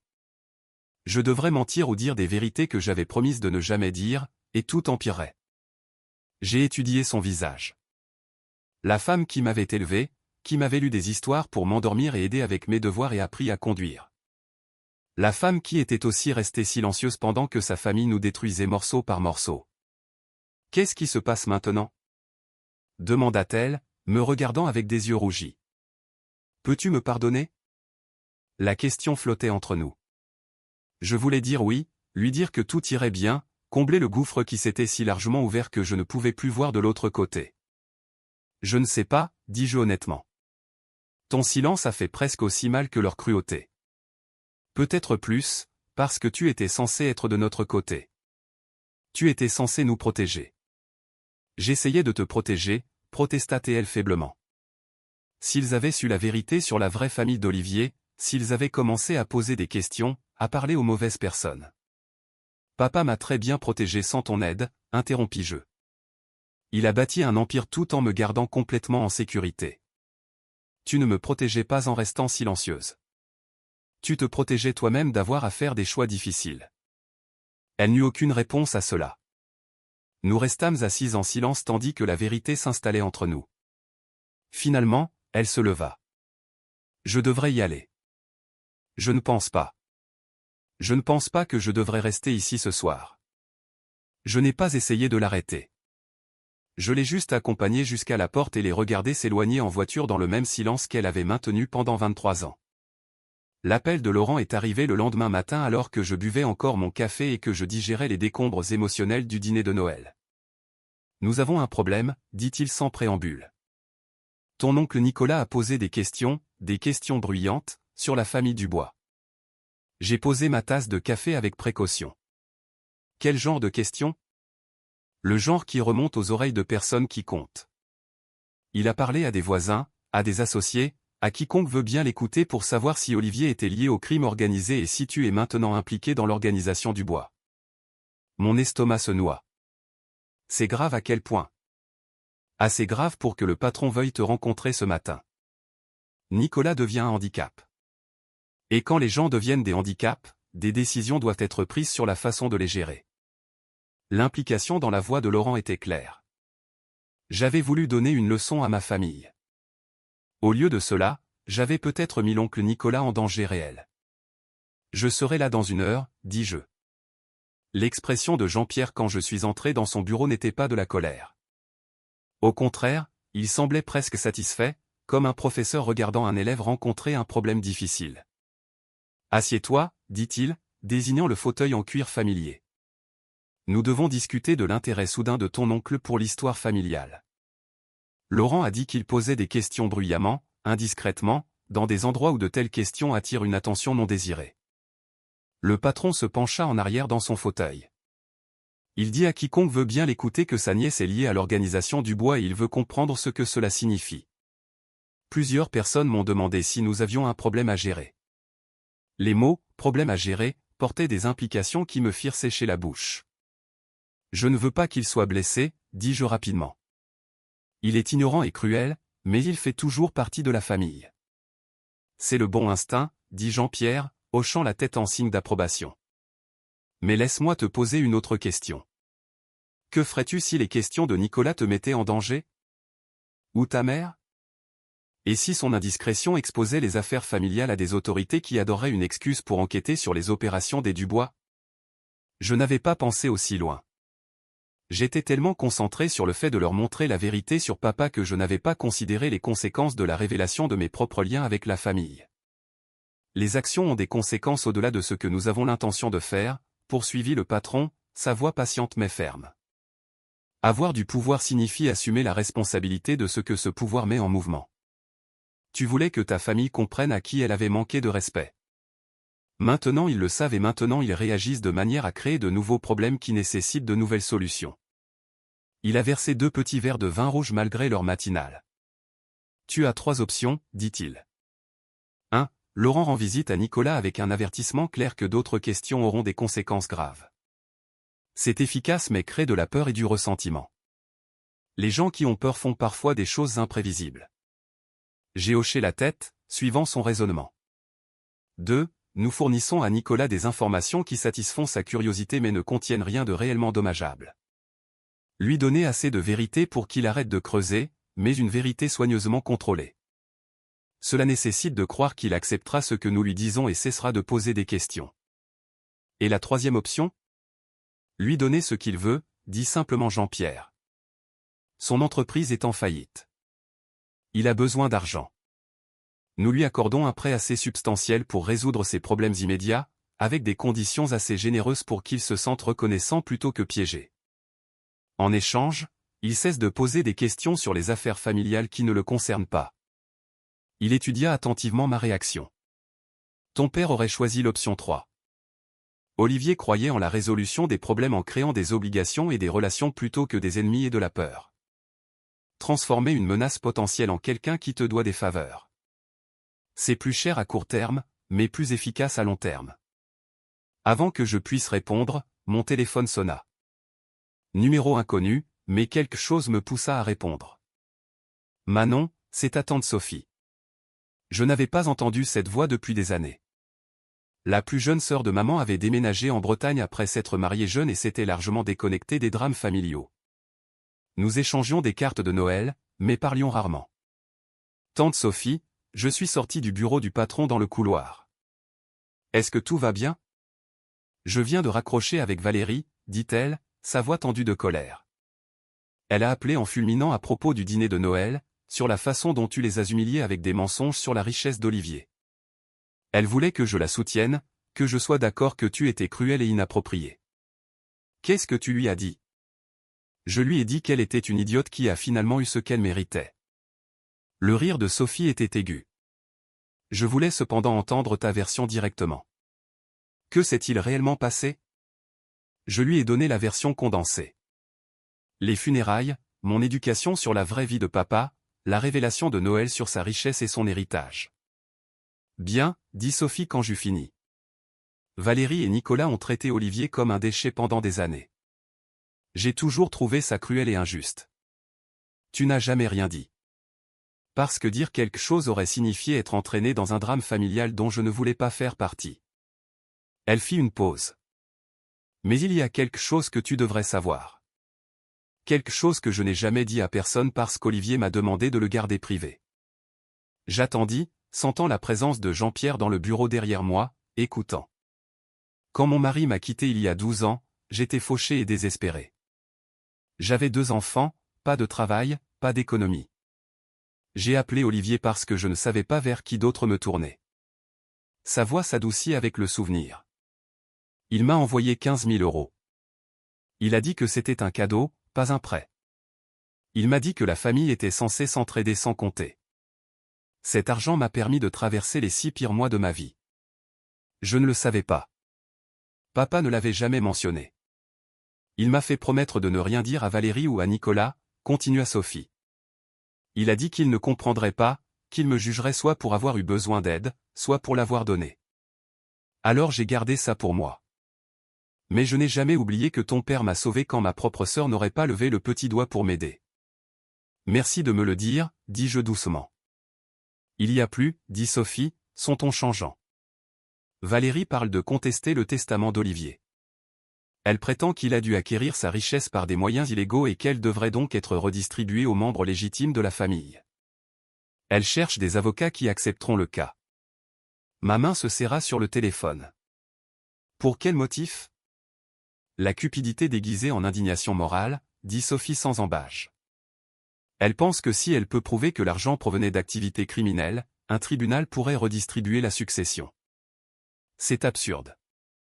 Elle n'a aucune preuve, Aucun droit d'agir, rien que de la rancune et de la jalousie. Mais elle est assez en colère pour essayer. Si cela en vient à des contestations légales, continua Sophie, je veux que tu saches que je témoignerai sur le caractère et la générosité d'Olivier. Je dirai à n'importe quel tribunal qui le demandera que ton père était un homme bon qui aidait les gens sans rien attendre en retour. Valérie n'a pas le droit de réécrire l'histoire juste parce qu'elle est embarrassée d'avoir eu tort. Après avoir raccroché, je suis resté dans le couloir à digérer tout cela. L'oncle Nicolas posant des questions dangereuses. Tante Valérie planifiant des contestations légales. Les excuses creuses de maman et Sophie, une alliée inattendue qui avait réellement compris qui était papa. Je suis retourné dans le bureau du patron. Il attendait patiemment, son vin intact. Ma tante prévoit de contester le testament de papa, lui ai-je dit. Elle prétend que l'argent doit être illégal. Il ne l'est pas, dit calmement Jean-Pierre. Chaque centime qu'Olivier t'a laissé provenait d'opérations commerciales légitimes avec une documentation qui survivrait à n'importe quel examen juridique. Laisse-la gaspiller de l'argent avec des avocats. Ils lui diront qu'elle n'a aucun cas. Et l'oncle Nicolas? C'est toujours ta décision, dit le patron. Mais maintenant tu comprends l'ensemble du tableau. Ta famille ne fait pas que poser des questions. Ils essaient activement de saper ce que ton père a construit. La façon dont tu réagiras définira qui tu deviendras. J'ai pensé à la patience de papa, à sa pensée stratégique, à sa conviction de transformer les ennemis en obligations. Option 3, dis-je enfin. Donner le prêt à Nicolas. Créer une obligation au lieu d'un ennemi. Jean-Pierre sourit. Ton père serait fier. Laurent organisa la réunion pour le lendemain après-midi au garage mécanique Lefebvre. L'endroit était délibéré, un terrain neutre qui servait également de rappel du type de travail que la famille Dubois faisait et à qui cela profitait. Alain appela personnellement l'oncle Nicolas, disant qu'il avait entendu dire que Nicolas avait des questions sur Olivier Dubois et la famille, et qu'il pourrait peut-être parler en privé. Nicolas, pensant apparemment avoir trouvé quelqu'un prêt à bavarder, accepta immédiatement. Je suis arrivé 1 heure en avance avec Laurent. Alain nous accueillit à l'entrée de son garage, l'air nerveux mais déterminé. Votre père m'a aidé quand je n'avais nulle part où me tourner, dit-il doucement. Si je peux rendre cette faveur en aidant sa fille à gérer un problème, c'est le moins que je puisse faire. Quand la voiture de Nicolas arriva sur le parking, j'étais assise dans le petit bureau d'Alain avec Laurent debout près de la porte. Alain sortit pour le rencontrer. Des poignées de main amicales et des banalités, le conduisant à l'intérieur avant que Nicolas ne réalise ce qui se passait. Il s'arrêta net quand il me vit. « Qu'est-ce que c'est ?» demanda Nicolas, son visage rougissant. « Alain, tu as dit que tu voulais parler. »« Je veux parler, » interrompit Alain. « De la raison pour laquelle vous posez des questions qui rendent les gens bien nerveux. » Les yeux de Nicolas allèrent de moi à Laurent, puis à Alain, le calcul visible dans son expression. « Je ne vois pas de quoi vous parlez. »« Vous étiez au restaurant sur la 5e rue hier, » dit Laurent, sa voix calme mais avec une pointe qui fit se raidir Nicolas, en train de demander à l'homme à la table voisine s'il savait quelque chose sur les liens d'Olivier Dubois avec la mafia. Assez fort pour que la moitié du restaurant vous entende. J'ai tout à fait le droit de poser des questions sur les affaires de mon beau-frère, fanfaronna Nicolas, mais sa voix manquait de conviction. Surtout quand ma nièce apparaît soudainement avec une richesse et des relations inexpliquées. Tu as des droits, interrompis-je. Mais les droits viennent avec des responsabilités. L'une de ces responsabilités est de comprendre que tes questions bruyantes mettent des gens en danger, y compris ta propre sœur. Cela attira son attention. Isabelle? Qu'est-ce qu'elle a à voir avec tout ça? Tu penses que diffuser ta curiosité sur la famille Dubois est sans conséquence? Dis-je sèchement. Tu penses que demander à des étrangers dans des lieux publics des informations sur des liens avec le crime organisé est juste une enquête innocente? Tu peins une cible sur toutes les personnes liées à moi, y compris maman. Alain s'avança. Votre beau-frère m'a aidé à sauver mon entreprise il y a 10 ans, dit-il. Quand de plus grands concurrents ont essayé de me détruire par l'intimidation et le vandalisme, Olivier est intervenu. Il s'est assuré que je puisse garder mon garage ouvert, garder mes employés, continuer à soutenir leur famille. Il désigna le garage autour de nous. Tout ce que vous voyez ici existe parce qu'Olivier Dubois croyait que les hommes d'affaires honnêtes méritaient d'être protégés des brutes. C'est ce que fait la famille Dubois. Ils aident les gens qui n'ont nulle part où se tourner. Et vos questions, ajouta Laurent doucement, font se demander aux gens si nous avons un problème à gérer. Comprenez-vous ce que je dis, Nicolas? Le visage de Nicolas était devenu pâle. Il comprenait enfin que ce n'était pas un bavardage abstrait. C'était un danger réel dans lequel il était tombé par arrogance et stupidité. « Que voulez-vous de moi » demanda-t-il, sa voix faible. Je me suis penché en avant. Je vais te faire une offre. Une seule fois. Fais attention car je ne la répéterai pas. Il hocha la tête muettement. Ton entreprise est en faillite, dis-je. Pas à cause de la malchance ou des forces du marché, mais parce que tu prends de mauvaises décisions et que tu traites mal les gens. L'argent seul ne résoudra pas ça. Mais je suis prêt à fournir une injection de liquidité unique de 50 000 € pour stabiliser tes problèmes immédiats. Ses yeux s'écarquillèrent d'un espoir désespéré. Je te présenterai également à des consultants en affaires qui savent vraiment ce qu'ils font.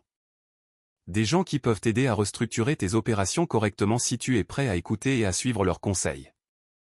Merci, commença-t-il, mais je levai la main. Je n'ai pas fini. En échange, tu cesses complètement de poser des questions sur papa et la famille Dubois. Tu traites ma mère avec une décence de base, et tu reconnais publiquement que tu as mal jugé mon père. Son expression changea, l'espoir luttant contre la fierté. Publiquement? Qu'est-ce que ça veut dire? Ça veut dire appeler les membres de la famille qui t'ont entendu te moquer de papa à ses funérailles et leur dire la vérité. Que Olivier Dubois était un homme d'affaires prospère qui a bâti un héritage important et que tu as eu tort de lui manquer de respect. Les excuses lui coûteraient plus que l'argent. Je pouvais voir ce calcul se jouer sur son visage. Si tu acceptes, continuai-je, nous avançons avec la compréhension claire que c'est la seule aide que tu recevras jamais de moi. Si tu refuses, tu gères ta faillite seule et tu expliques à tante Valérie et à tes enfants pourquoi tu as refusé une aide qui aurait pu les sauver. Nicolas était assis sur la chaise usée en face de moi, ses mains agrippant les accoudoirs. La fierté luttant contre le désespoir, l'ego contre l'instinct de survie. Comment savoir que tu me donneras vraiment l'argent? Demanda-t-il enfin. Que ce n'est pas juste un piège? Laurent sortit une enveloppe de sa veste et la posa sur le bureau. Chèque de banque de 50 000 € au nom de l'entreprise de Nicolas Harper. Signe l'accord, passe les appels, et c'est à toi aujourd'hui. Nicolas fixa l'enveloppe comme si elle pouvait le mordre. Que se passe-t-il si je dis non? Demanda-t-il. Alors tu pars, dis-je simplement. Et nous n'aurons plus jamais cette conversation. Et tu te débrouilles seul pour ta faillite en te demandant ce qui se serait passé si tu avais choisi différemment. Le silence s'étira. Je pouvais le voir envisager des scénarios, essayant de trouver un angle, un moyen d'obtenir l'argent sans payer le prix que j'exigeais. Les appels, dit-il enfin. Qu'est-ce que je dois dire exactement? La vérité. Que tu as mal jugé Olivier Dubois. Qu'il était un homme d'affaires prospère qui a bâti des entreprises légitimes. Que tu as eu tort de lui manquer de respect à ses funérailles. Et que tu regrettes tes paroles. Qui dois-je appeler? Commence par tante Sophie. Puis quiconque t'a entendu traiter papa d'escroc sans le sou. J'ai sorti mon téléphone. Nous allons le faire tout de suite, sur haut-parleur, pour qu'il n'y ait aucune confusion sur le fait que tu as respecté ta part de l'accord. Il regarda Laurent qui restait impassible. Regarda Alain qui haussa simplement les épaules. Me regarda et ne vit aucune pitié, aucune flexibilité, juste l'accord sur la table et le temps qui passait. D'accord, dit-il enfin. J'accepte. Je lui tendis mon téléphone avec le numéro de Sophie déjà affiché. Fais l'appel. Sa main tremblait légèrement en composant le numéro. Quand Sophie répondit, je mis le haut-parleur. Nicolas, dit-elle, surprise. Je ne m'attendais pas à avoir de tes nouvelles. Sophie. Il s'éclaircit la gorge. J'ai besoin de te dire quelque chose à propos d'Olivier, à propos de ce que j'ai dit à ses funérailles. J'attendis. Tout comme tout le monde dans la pièce. J'avais tort, dit Nicolas, les mots sortant raides mais clairs. Olivier Dubois était un homme d'affaires prospère qui a bâti des entreprises légitimes et a contribué à sa communauté. Je l'ai complètement mal jugé. Je lui ai manqué de respect à ses funérailles, et je regrette mes paroles. Le silence à l'autre bout du fil était lourd. Puis Sophie rit, pas méchamment, mais avec une véritable surprise. Eh bien, je ne m'attendais pas à ça. Qu'est-ce qui t'a fait changer d'avis, Nicolas? J'ai appris plus sur ce qu'il a réellement construit, dit Nicolas, ce qui n'était pas exactement un mensonge. Et j'ai réalisé que j'avais été injuste envers lui et envers Manon, alors je m'excuse publiquement auprès de quiconque veut bien l'entendre. Après avoir raccroché, je lui ai fait appeler 2 autres membres de la famille qui avaient été aux funérailles. Chaque fois, les excuses sortaient plus fluides, plus pratiquées, mais toujours fondamentalement honnêtes. Quand le dernier appel s'est terminé, Laurent a fait glisser l'enveloppe sur le bureau. Les consultants te contacteront lundi matin, dis-je. Écoute-les. Suis leurs conseils. Et Nicolas, si j'entends que tu as de nouveau posé des questions sur la famille, cet arrangement prend fin de manière permanente. Il attrapa l'enveloppe et partit sans un autre mot, marchant vers sa voiture comme un homme qui venait de survivre à quelque chose de dangereux sans comprendre pleinement à quel point il était passé près de la catastrophe. 2 jours plus tard, une lettre d'un cabinet d'avocats que je ne reconnaissais pas est arrivée. L'entête était chère, le langage formel et menaçant. Au nom de notre cliente Valérie Harper, nous vous écrivons pour contester formellement la validité du testament d'Olivier Dubois et la légitimité de sa succession. J'ai lu les accusations, les affirmations selon lesquelles la richesse de papa devait avoir été acquise illégalement, les demandes d'un décompte détaillé de chaque actif, les menaces d'impliquer les autorités fédérales si je ne me conformais pas dans les 30 jours. J'ai appelé Catherine Morel, l'avocate de la succession de papa, et lui ai lu la lettre au téléphone. Elle a ri. Elle a littéralement ri. C'est la menace légale la plus inoffensive que j'ai vue depuis des mois, a-t-elle dit. Chaque actif qu'Olivier vous a laissé était accompagné d'une documentation qui survivrait à n'importe quel examen. Nous avons des décennies de déclarations de revenus, de licences commerciales, de registres de propriété, tous entièrement légitimes. Donc Valérie n'a aucune chance? Elle n'a même pas le droit d'intenter une action, a dit Catherine. Elle n'est pas une bénéficiaire, pas une épouse, pas quelqu'un ayant un droit légal sur la succession. Son avocat est soit incompétent, soit sait que c'est futile mais a quand même pris son argent. Un soulagement m'envahit. Donc on ignore juste? Pas tout à fait, dit Catherine, son ton changeant. L'accusation d'illégalité de Valérie pourrait attirer l'attention des autorités qui adoreraient une excuse pour enquêter sur la famille Dubois. Nous devons répondre avec une documentation écrasante qui prouve la légitimité tout en indiquant clairement que les fausses accusations ont des conséquences. Elle fit une pause. Avec votre permission, je préparerai une réponse qui noiera son avocat sous l'épreuve. Déclaration de revenus, licence commerciale, rapport d'audit, tout ce qui prouve que la richesse d'Olivier était légitime. Et j'inclurai une formulation qui indiquera clairement que tout harcèlement continu serait déconseillé. Faites-le, dis-je. Ce soir-là, on sonna à ma porte. Chloé se tenait sur mon seuil, le mascara coulant sur son visage, l'air plus vulnérable que je ne l'avais jamais vu. « On peut parler ?» demanda-t-elle. « S'il te plaît, juste nous deux. » J'ai failli dire non. J'ai failli fermer la porte et la laisser gérer la crise qui l'avait amenée ici. Mais quelque chose dans son expression, une douleur brute au lieu de sa performance calculée habituelle, m'a fait m'écarter. Nous nous sommes assises dans mon salon, la même pièce où j'avais organisé le dîner de Noël qui a tout changé.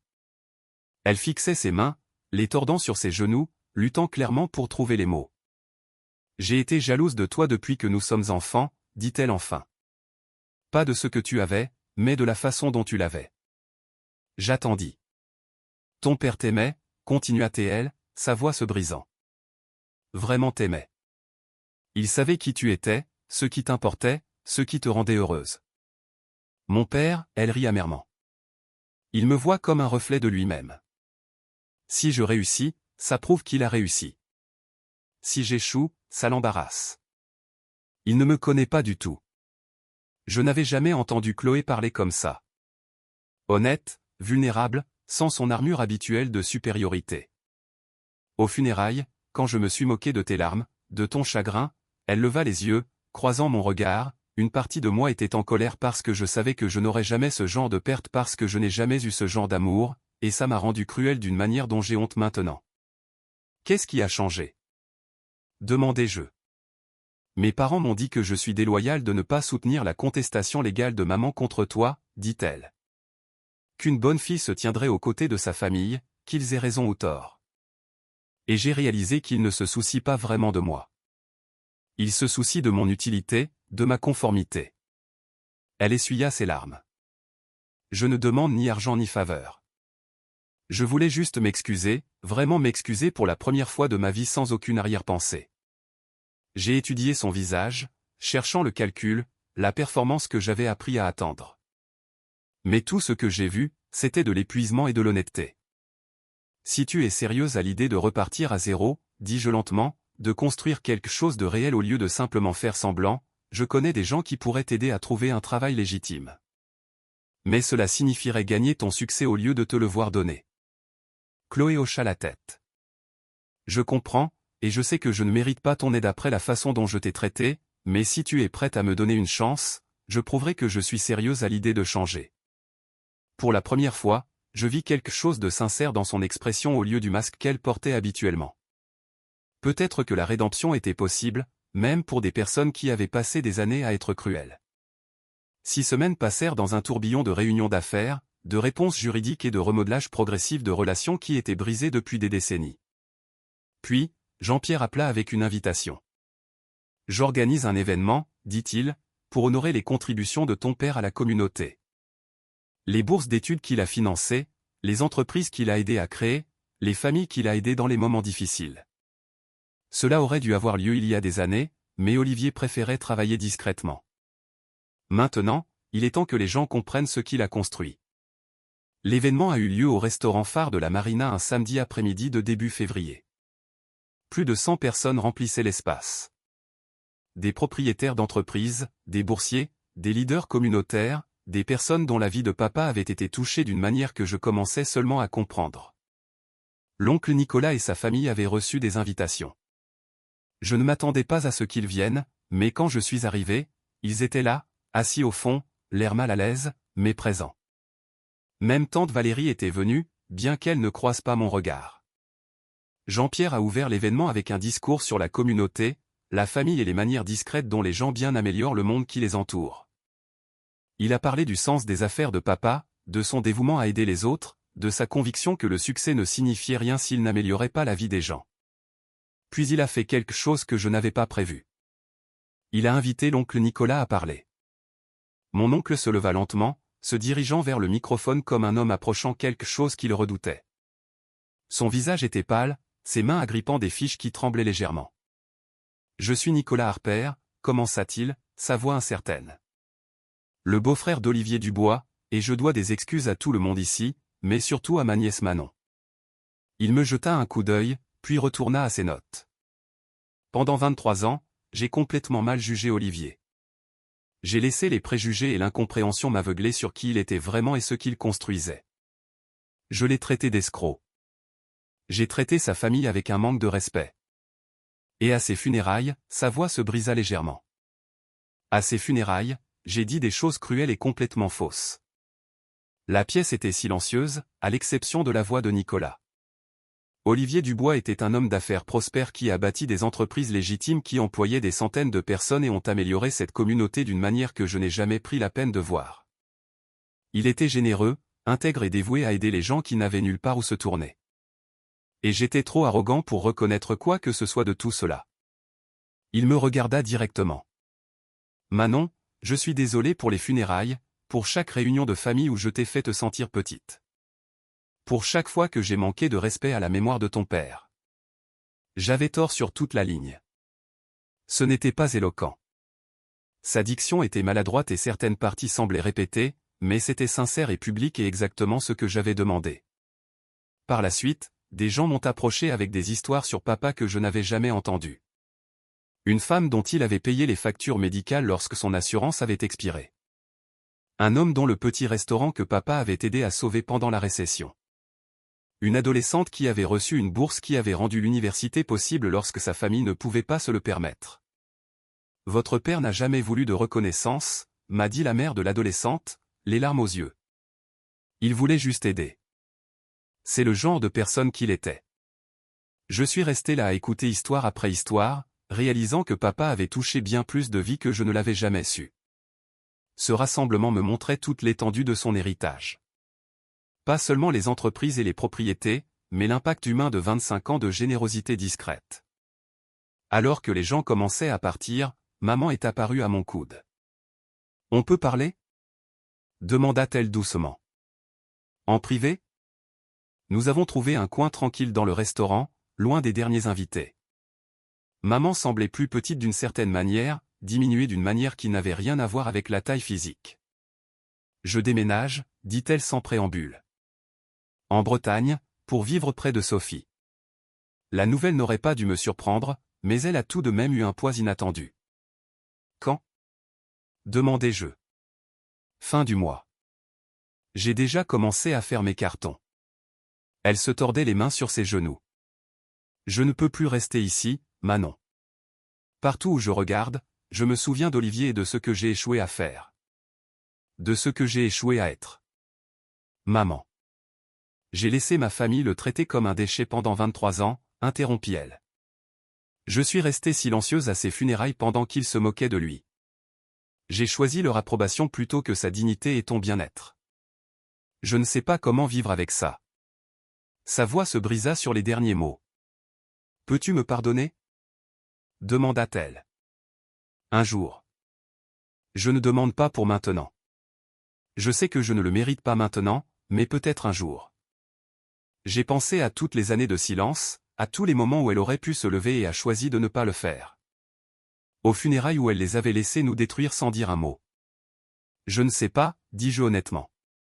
Le pardon n'est pas quelque chose que je peux forcer. Mais je comprends que tu as fait ce que tu pensais devoir faire pour survivre. J'aurais aimé que tu sois plus forte. J'aurais aimé que tu nous choisisses. Mais je comprends. Elle fouilla dans son sac à main et en sortit une enveloppe usée sur les bords, comme si elle avait été manipulée de nombreuses fois au fil des ans. Ton père a écrit ça pour toi il y a 10 ans, dit-elle. Il m'a fait promettre de ne te la donner que lorsque tu serais plus âgée et prête à comprendre. Je pense. Je pense que tu es prête maintenant. Après son départ, je suis restée assise seule dans ce coin tranquille et j'ai ouvert la lettre avec des mains tremblantes. Ma très chère Manon, si tu lis ceci, c'est que je suis partie. Et j'espère que ta mère a eu la sagesse de te donner ceci au bon moment. Il y a des choses que je dois te faire savoir. Des choses que je ne pouvais pas dire de mon vivant sans révéler des vérités dont je voulais te protéger. J'ai bâti un empire. Oui, j'ai accumulé de la richesse, créé des entreprises, établi des relations, mais rien de tout cela n'a d'importance comparé à la seule chose que j'ai faite parfaitement, être ton père. Au moment où tu liras ceci, tu connaîtras probablement ma vraie famille, l'organisation du bois, le monde que j'ai gardé séparé de toi. J'ai fait ce choix délibérément, non pas parce que j'avais honte de toi ou de ce monde, mais parce que je voulais que tu aies des choix que je n'ai jamais eus. La vraie force n'est pas une question de pouvoir ou d'argent, Manon. C'est savoir qui tu es et ce que tu défends, même quand le monde essaie de te dire le contraire. C'est faire des choix basés sur des principes plutôt que sur la peur. C'est utiliser les ressources que tu as pour améliorer la vie des gens qui ne peuvent pas le faire eux-mêmes. Si tu choisis de t'éloigner de tout ce que j'ai construit, je serai fier de toi. Si tu choisis de l'embrasser et de continuer le travail, je serai fier de toi. C'est le choix qui compte. La liberté de décider de ton propre chemin. Rappelle-toi que la dignité et la patience sont des formes de force en elles-mêmes. Rappelle-toi que la vengeance est vide, mais que la justice est nécessaire. Rappelle-toi que la mesure d'une personne n'est pas ce qu'elle accumule, mais ce qu'elle donne et qui elle protège. Je t'aime plus que tout l'argent de toutes les banques du monde entier. Tu es ma plus grande réussite, mon plus grand héritage, mon meilleur moi fait réalité.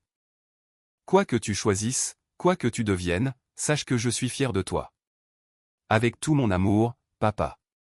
J'ai pleuré dans ce coin tranquille du restaurant, faisant enfin mon deuil correctement sans colère, ni vengeance, ni plans obscurcissant la perte. Juste un pur chagrin pour l'homme qui m'avait aimé inconditionnellement et avait bâti un empire pour me protéger tout en m'apprenant à être assez forte pour ne pas en avoir besoin. Les mois qui suivirent furent remplis d'apprentissage et de construction. Laurent continua mon éducation tant dans les opérations commerciales légitimes que dans les aspects plus complexes des obligations familiales.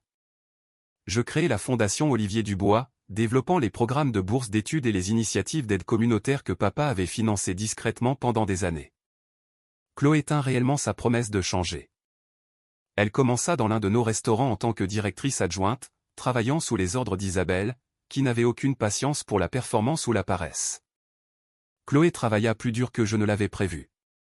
Tôt le matin, tard le soir, apprenant le métier de A à Z. Elle a du potentiel, m'a dit Isabelle après 3 mois. Si elle reste humble et continue de travailler, elle pourrait bien construire quelque chose de réel. Notre relation n'était pas chaleureuse. Elle ne le serait probablement jamais, mais un respect mutuel se développait, bâti sur un travail honnête plutôt que sur une obligation familiale. Tante Sophie devint une mentor inattendue, appelant chaque semaine pour prendre des nouvelles et offrir sa sagesse sur la navigation des complexités familiales. La meilleure vengeance, me dit-elle un soir, n'est pas de détruire les gens qui t'ont blessé. C'est de construire quelque chose de si bien que leur absence en devienne leur punition. J'y pensais souvent. Valérie et Nicolas étaient maintenant largement hors de ma vie, gérant leurs propres problèmes pendant que je construisais quelque chose de significatif avec les ressources que papa m'avait laissées. 1 an après la mort de papa, j'étais assise dans le bureau de Jean-Pierre, examinant les rapports trimestriels et discutant des affaires familiales. Il écouta mes idées sur le passage de plus d'opérations vers le territoire légitime, l'expansion des programmes communautaires, faisant du nom du bois un synonyme d'investissement communautaire plutôt que de simple pouvoir et influence. Tu as l'esprit stratégique de ton père, observa-t-il, mais ta propre boussole morale. Tu remets en question des choses qu'Olivier acceptait automatiquement. Ce n'est pas de la faiblesse, Manon. C'est de l'évolution. Il nous versa à tous les deux un verre de vin rouge, un rituel que nous avions développé au fil des mois de ces réunions. La famille doit changer à chaque génération, continua-t-il, sinon elle devient fragile et se brise. Ton père l'avait compris. Il a construit les fondations qui te permettent même d'envisager le chemin que tu proposes. Penses-tu que c'est possible? Demandai-je. De tout rendre légitime? Avec de la patience et de la stratégie, oui. Il sourit légèrement. Ton père a passé 25 ans à bâtir la confiance et l'infrastructure. Tu as l'avantage de partir de ses fondations. Mais cela prendra du temps. Des années, peut-être des décennies. En rentrant chez moi à travers les rues que je comprenais maintenant d'une manière que je n'aurais pas pu imaginer 1 an auparavant, j'ai pensé à la fille qui se tenait aux funérailles de son père en chaussures de supermarché, moquée par des gens qui ne savaient pas qui elle était. Cette fille avait disparu.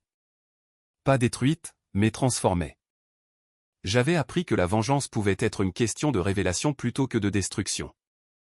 Que le pouvoir était plus efficace lorsqu'il était appliqué avec précision plutôt qu'avec fureur.